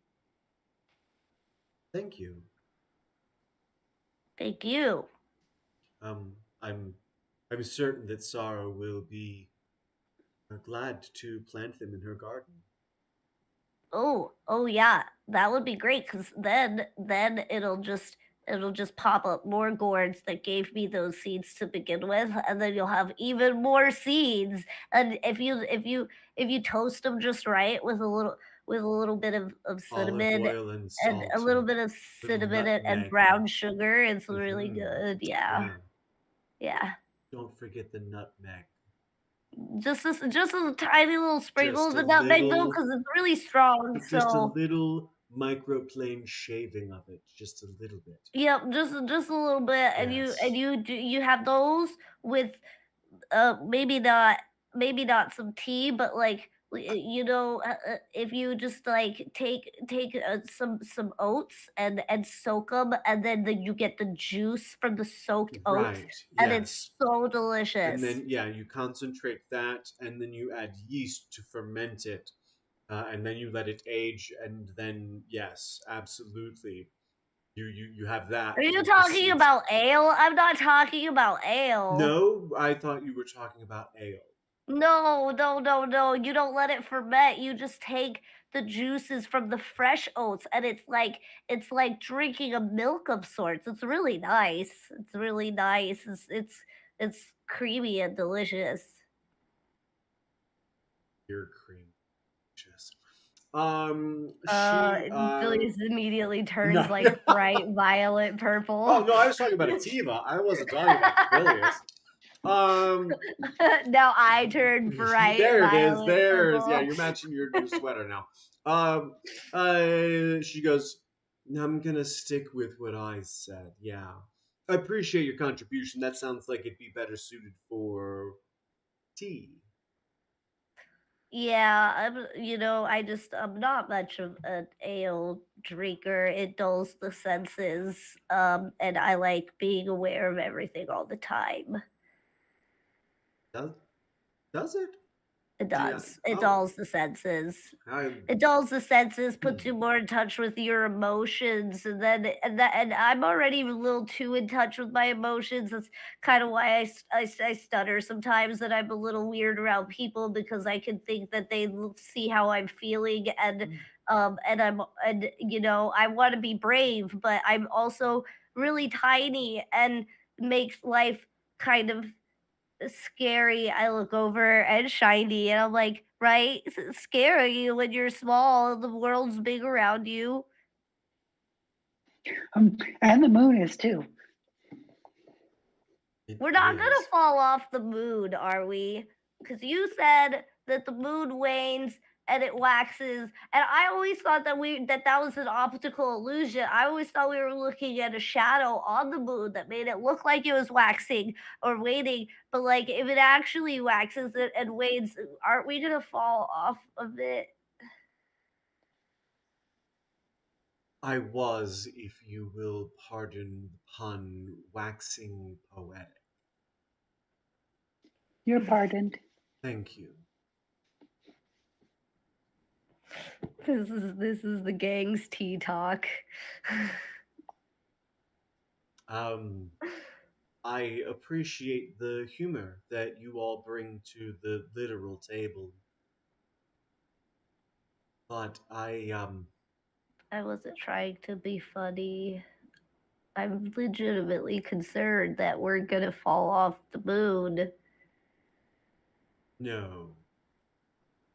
Oh goodness, that's a relief. That's a big relief. Okay. But don't go out there jumping around willy-nilly. No, I wasn't thinking about. This moon doesn't have any lakes, does it? Guess why? I love lakes. You know, growing up, every day I would go and I would sit next to Willow, and there would be a nice little pond forming in the fall when it's raining, and in the spring, and I would always dip my feet in and jump around and play with the animals. It's great. I like lakes and ponds. I'm just figured if we're trying to kill time here, I could go and check out your lake. There will be a little time for that, but not much. Unfortunately, I have a more shiny. The last time that so okay, it's been a pretty big couple of days because yesterday I met these folks and they're really awesome. Point of order. Just to give you guys a sense of time, y'all met like nearly a month ago. You spent almost 3 weeks in the summer court doing your level up. Because when you first looked up in the council chambers of the Sealy Court, the moon was a waning. No, I said, waning. Gibbous was on its way down. Mm-hmm. And when y'all came up here, it was a full moon, if I remember correctly. So it was a few weeks that y'all was up in that piece, running around. So you're looking at 3 weeks and a few days, just to make sure that everybody knows sort of where we're at so far on the time. That's like 1,000 long rests that never got tucked. And to me, it seemed like just like that. Just suddenly we were there. Just all of a sudden.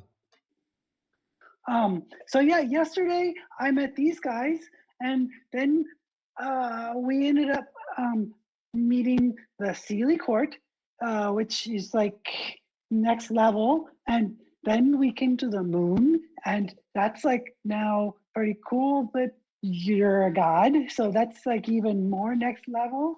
And what I was going to say, the last time that someone said that, unfortunately, it was Tatiana, and she was disappearing, and the Celia Court was disappearing. And are you disappearing? Is Willow affecting you too? Because this is pretty bad. I am not quite so easily moved as the summer court. My longtime paramour sustains me, and I her.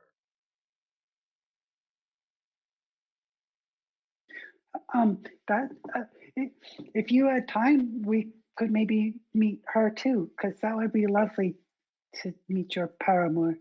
And Phileas, I love you, so you can still hate me, but I love you. Why do you think I hate you? Because you said I hate you. When did I say I hate you? Right after I talked about the Tatiana. No, I said Titania. But then you said I hate you. What? No, I just corrected your pronunciation of her name. Her name is Queen Titania. She's a queen. We have to get her name right. What is she curses us because we say her name wrong? Well, she can't because she's gone. There. I don't hate you, Shiny. I think you're kind of weird, though, but that's okay. We're all weird here. Not me. Well, you might be. I'm not. You waved your hand and a teapot appeared. That's kind of weird. Not weird. Well, how come I can't do it then? That's weird. That I can't do it? Right. Can you teach me how? Technically, yes. Okay, well, we have some time. I don't think we have time for it. No, I knew where you were going with that, but unfortunately, no. Manifesting things from the ether comes easily to deities. Well, I have a question for you, Yes. Miss God Lady. Yes, please. I'd love to answer all the questions you have. So when I save Willow, yes, because Willow's kind of a god, right? He is an archfey. Right, which is kind of like a god, right? There are certain nuances, but I can certainly understand how he would be godlike to you. Right. So when I save him, does that mean that I just saved the life of a god? Would that make me like a hero? You didn't listen to Oberon at all, did you? Sometimes I get distracted by things. Yeah. It's hard. Sure. When you're small, things can go over your head pretty easy. Yeah. Nice. Yeah. Nice. Nothing goes over Portobella's head, though, right? Am I right? Am I right, Portobella? Right. she just giggles a bit. She's just been like looking back and forth all them, just enjoying the snacks, just watching the chaos unfold. Just like, yeah. Y'all want to be very clear. Tea cakes are. Phileas to this point still has not grabbed any. You're missing out, she says, and she grabs one and takes a bite. Seriously, they're amazing. And pops the rest of it in. Grabs one and bites it. Right. Thank you. It's delicious. Grabs it, like smells it. It smells like shaved almonds that have been roasted. They're covered in powdered sugar. They are. They have the smell of warm honey, despite being room temperature. And there's a faint hint of cinnamon.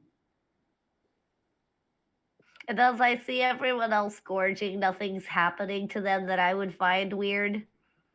As you think that to yourself, she goes, I really don't know what to tell you. It's all a propaganda campaign to suggest that all Fey creatures are going to try and take advantage of you. First, I'm not technically a Fey creature, although I was as a mortal. Now I am a deity. I do not hold to the ridiculous idea that one must deceive their guests.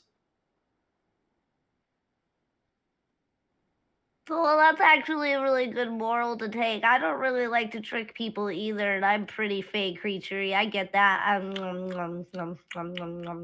Roll me a Constitution saving. No! You're so mean. You're so mean. That was so it was just the one. It was just the one cookie was poisoned. No, she said, "I got you. I'm just kidding." No, they're really good, right? I conjured them myself. I mean, like they're yeah, they're all right. Liar. They're all right. They're fucking I mean, amazing. I didn't roll a D100, but I rolled my D20 and got a 5. Did I ask you to roll something? No, I did it to see if I would like it. You if shouldn't I be would like rolling it. dice at the table. Sometimes you don't know if you like something, and only the dice can tell you. You're gonna try and tell me that Phileas, a fey creature, does not enjoy that cookie. The cookie which contained many of the things that we already talked about you would enjoy being in a dish. Right. Oh, so I think it's delicious. I think you're missing like just a tad bit of clove, but also if it were cashews instead of almonds too. Take another bite. I take another bite.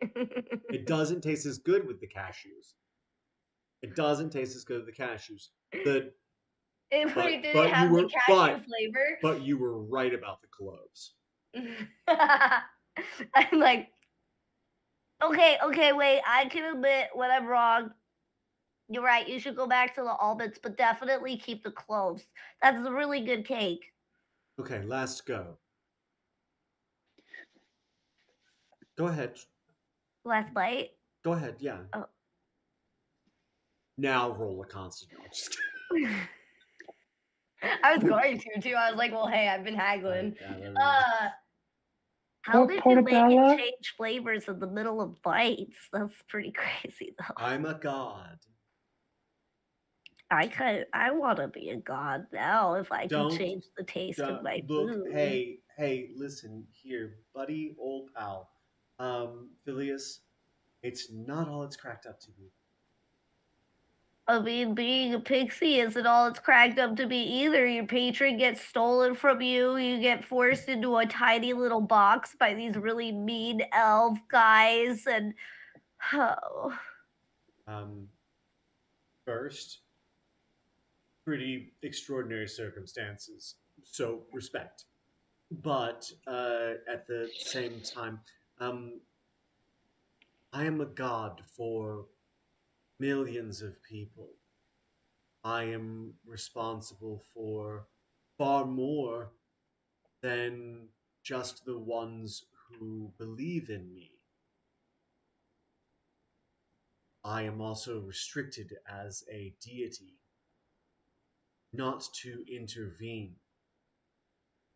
But you can. That's what we plan to do, because you just have to sit here and let Willow die. I'm not blaming you. I'm definitely not blaming you. It's just this crappy situation, because honestly, as you being a god, you would think you would be able to just like boop, and Willow's in your hand, but he's not, and that's unfortunate. You're right. I think being a god would be a bum deal. You're right. No. Correct. To your point. Yes, Shiny. I love your enthusiasm. So, Shiny has gathered up a handful of these cakes, yes, and was on their way over towards Portobello when Phileas says this about like you're a god, you could snap your fingers and Willow would be in your hand, and then turn back and be like, wait, maybe maybe we should just can you just do that? Yes. So yeah, see? What? Portobello, would you put these in your pocket for tithe for later? All right. Okay, thank you. Wait, why can't you just snap? What are we waiting for then? Because we're having tea. screw your tea, and I knock over a teacup. And then I kind of watch, like, oh god, I hope I didn't break it, but I did it, and just roll me a strength check.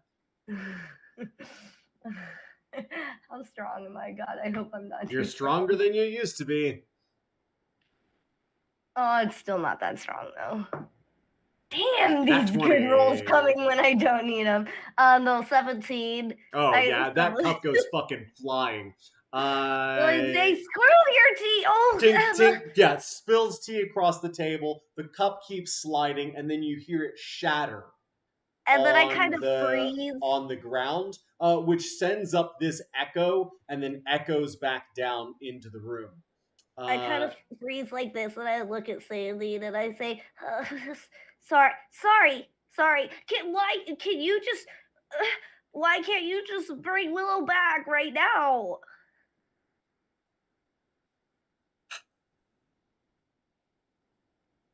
Sorry. And then as she starts explaining, I fly over and start picking up the pieces of the teacup. She says, just wait. And then she reaches out and then sort of brings her fingers together. And as she does, before you can even get down, every piece of porcelain back into the cup. And that cup almost reverses its entire course, picking up the fluid that it spilled and landing back on your saucer, swirling as it comes to a stop. And then you see her go. And as she does, you see the tea begin to warm again until it begins to steam. Thank you. Thank you. That was impressive, but I'm a little upset right now. I understand, and as am I. I'm trying to tell you that one of the restrictions of being a god is that I cannot intervene firsthand. Have you ever seen what happens to fabric when you break a single thread? No, most of my clothes are plants. Fair enough. She says, perhaps a demonstration is in order. She gestures, and behind her you see what looks like a piece of silk whole cloth. It shimmers with a silvery white, almost pearlescent. She says, imagine that this stitch here is where Willow is now. If I were to reach and pluck, and you hear a faint pop of two threads, and she turns and holds what looks like the seed that Willow produced and you collected. It is far smaller, far more minuscule. It's just an illusion, child. She says, but what is not an illusion is what will happen to the threads of firmament that hold all things together. And as she turns back around and you look at this silk, you begin to see those threads unraveling from that point where she plucked this seed.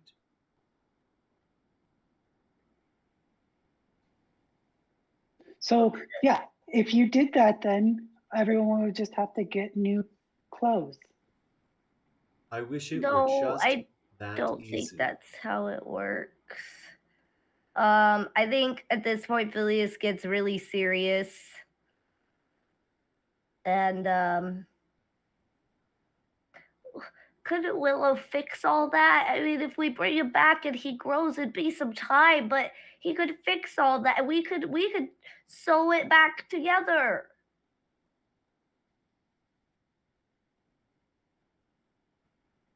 Child, There are forces at play that I'm afraid you simply do not understand or appreciate. Look, I get that you're God, but I am not a child. I am almost 200 years old. I have seen things, and I have devoted my entire almost 200 years to Willow, and all that matters is getting him back. I don't care what happens. We have to get him back. This is my I'll Roll be me the a Stitch. Constitution saving. For real this time? Yeah. 11. Y'all see Phileas in a fit, throw their hands up, and then tumble face first into their teacup. And you hear some bubbles, and then the teacup sort of falls over, and so does Phileas. And Sahanin looks at Portabella and Shiny and says, I'm sorry. I get triggered so easily. Me too. Your friend, hold on just a moment. And she reaches over and grabs you by your green hair and sort of stands you up. And then with a single finger, she just sort of like across your face. Ow. That was not nice. No, it wasn't. But neither was your outburst. I'm sorry. As am I. And she nods towards you.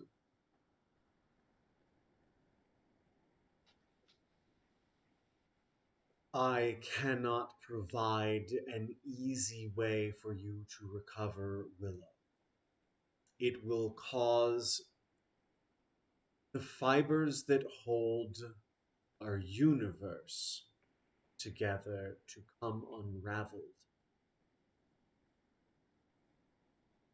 War will break out amongst the gods.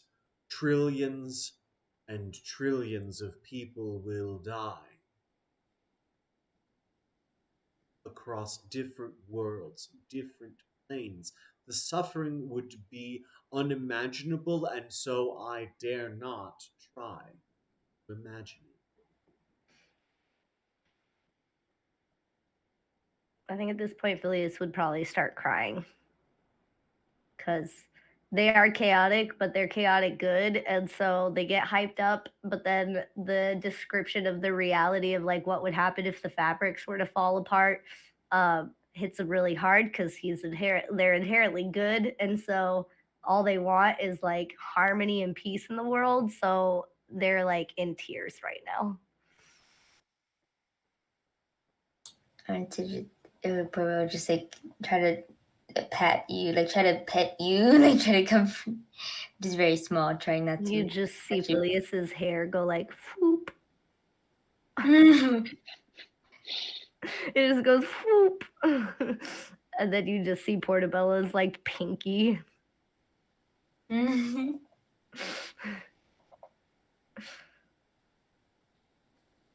Crying into the teacup, just like refilling the tea with my tears. No, it's salty now.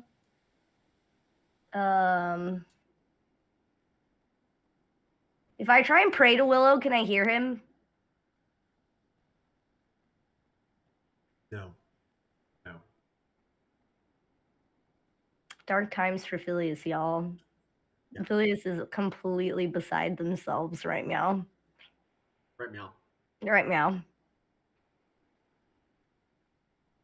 I look like a cat. Did I call you a cat?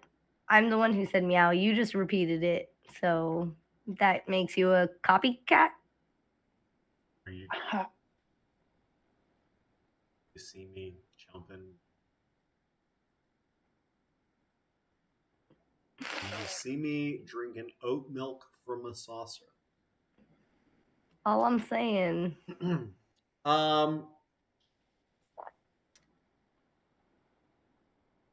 Sahanin sighs. Phileas, I meant what I said earlier. You are quite fortunate. You have friends who support you on a quest that is unparalleled in our time.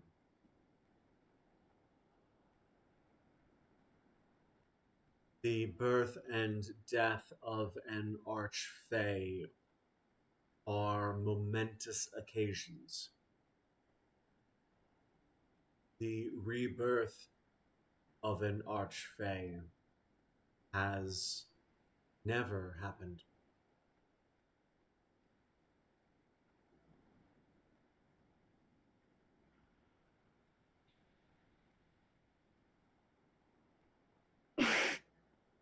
Why does it look like that upset you so much?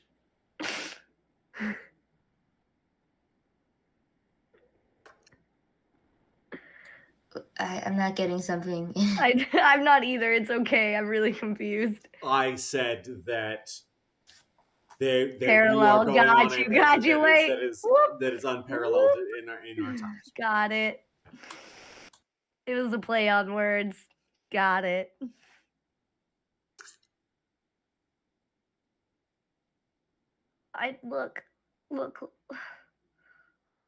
Look, Miss Sayonine, goddess lady. I just want to get Willow back. Everything will be good again when he's growing and thriving like the rest of the world should be. That's how it was, and that's how it will be, because that's the way things are. And it's a lot to put on a little person, a big person, little person, and medium-sized person's shoulders. Correct.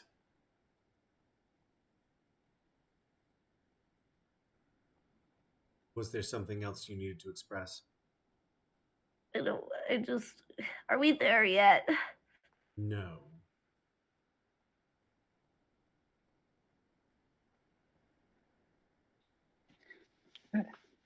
But your shoulders do look Yeah, really you're good really right now. filling out. Yeah, true. You're right, Shiny. Really got that And, delt cut. and Better. I your just spent wings the last help month make that really out. great. Getting ripped. Yeah. Getting swole. Hitting Getting that super pre-workout swole. hard. Yeah, protein powder. Nothing but it. That's why I sort of only kind of liked your cakes. Oh, I apologize. I didn't know that you were cutting. I've got to convince myself that sugar is gross. Okay. Seems impossible for a Fae to do that, but respect. Yeah, well, I can't just wave my hands and give myself abs of steel, so. I can. She waves her hands. You look down, and it's very uncomfortable because your abdominal muscles are made of steel now. Whoa! You can't move them. They're inflexible. Oh, that's really cool. I didn't mean it literally. Just kidding. She swipes it. Oh, you know, you're funny. We don't try to be funny, and you think we are funny, but you're like actually funny. Thank you. Yeah. Can I tell you something about you, Phileas? Sure. You think Can I listen? Yes. You think you know what you want. But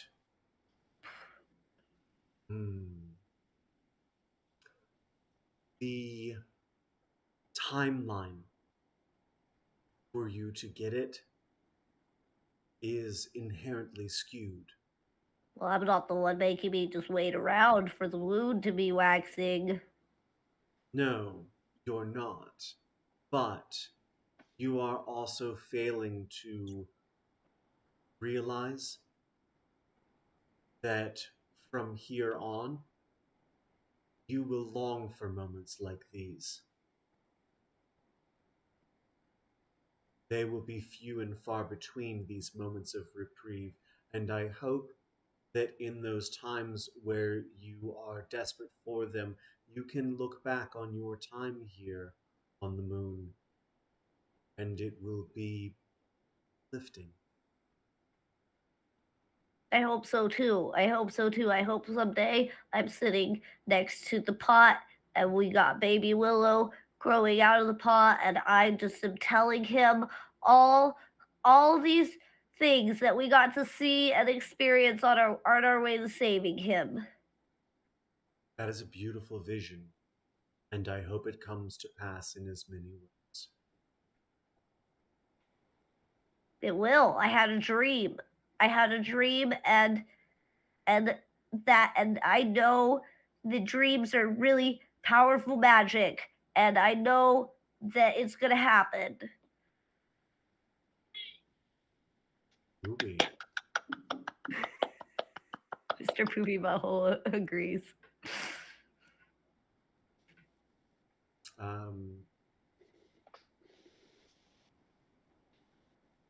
Bella, Shiny, jump in here.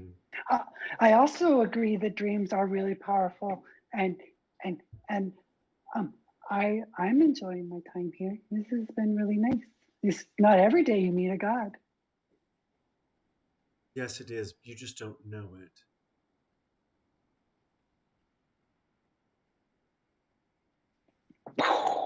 Yeah, she nods.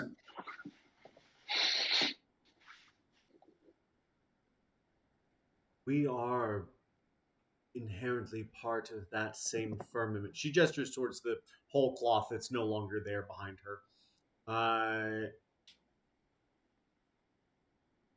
Gods move through this world, through these planes, constantly. Our power and our reach flow through all things.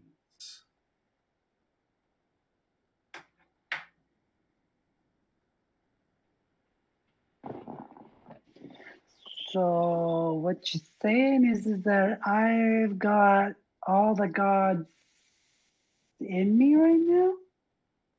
Yes.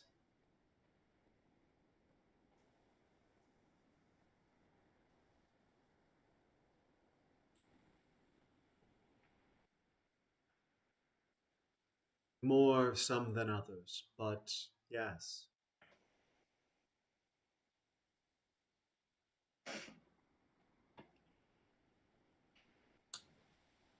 That's interesting.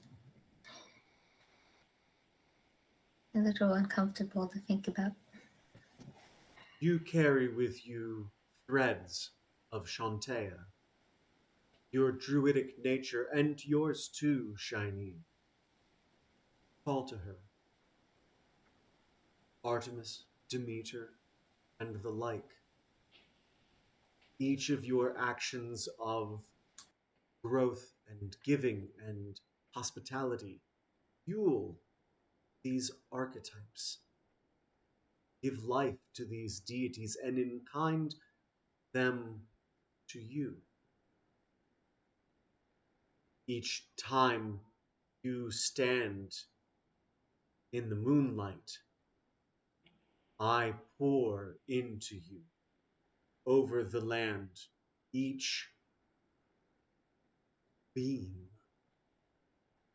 each twinkle on the water is part of me, a gift I give to everyone.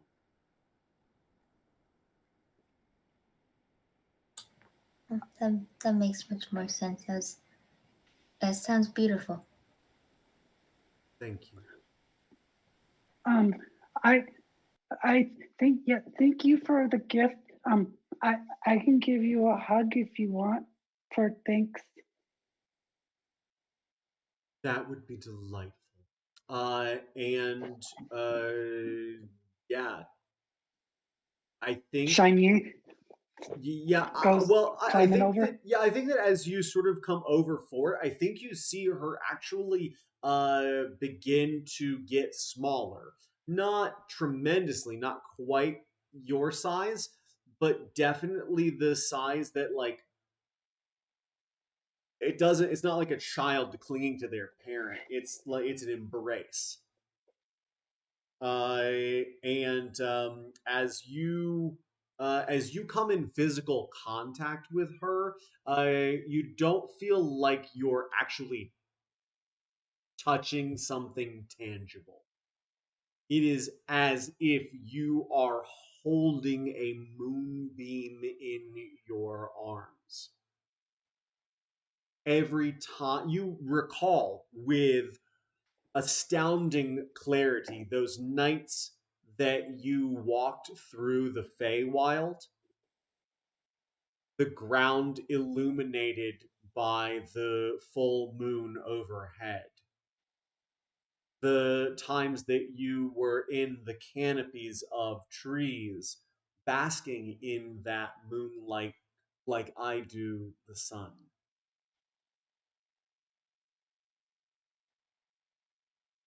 You feel warmed by the closeness of such radiance. And I think that there's a desire here, undeniable, to just like keep hugging because it is a good sensation. It is all the brain drugs, all the brain drugs, especially for a fey creature to get. You're hugging a god, a literal, almost tangible god.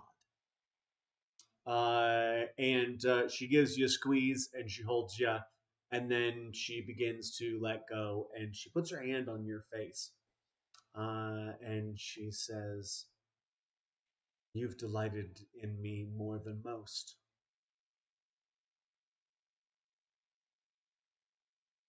And I didn't even know it. That's okay.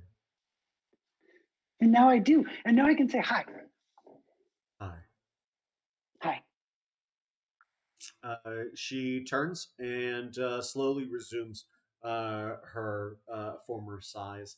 She's a pretty tall lady. She's about 6'4". Yeah, long, silvery hair. And she assumes her position in that seat and turns back towards you. And as she does, her face grows dour. She looks across the table and says, I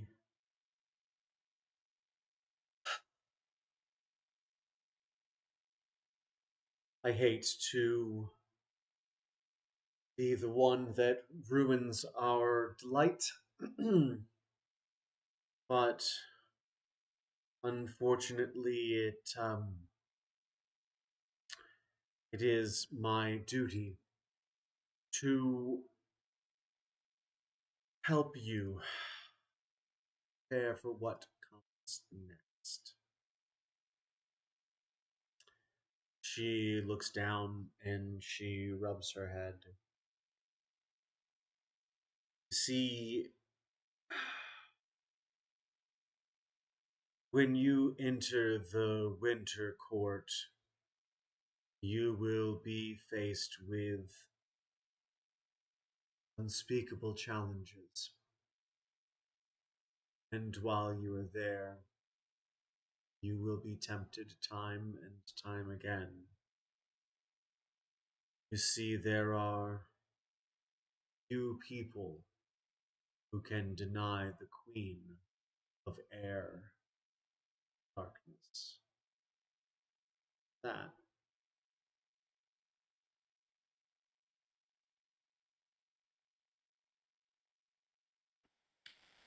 Do you guys want to see Phileas now that they're done? yes.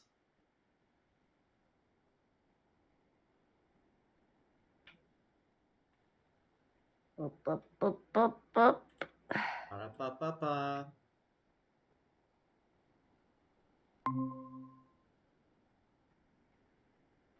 Ta-da! Wow. I decided to cut their legs off. Put the legs back on. Let me see them. No, it's too late. They're gone. They're gone No. forever. No, lies. No, they really are though. No, She's a grow them back. Sehanine waves her hands and the legs come back. Yeah, eventually I'll do more like full body pieces for both Sveti and Philly, but I like it. I like it very much. But before I do that, I have to draw Kahir. Kahir is my Fey-born barbarian in one of my other campaigns, and he's basically an Irish Hercules. Hot. Yeah. So I haven't done like very prominent masculine features in my drawing in a long while, so it should be fun. Some thick himbo action. Oh yeah. Exciting. Lovely. Good job on the art. Like I said, I'm your dad. Send me the art. I'll put it on my fridge. Just gotta print it out. You can also send it to me on Discord, and I'll put it on there. And it's kind of like a fridge that nothing can fall off of. That's true. I'm already 5 steps ahead of you then. You're literally 1 step ahead of me. No, 5. The only other 5. step was to put it on Discord. No, it was 5. No.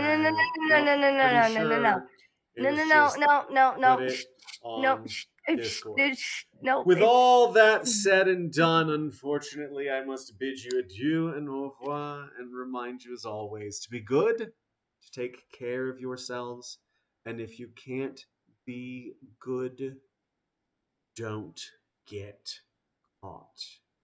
Good night, everybody. Mwah, mwah, Bye. mwah. Bye, y'all. Noodles.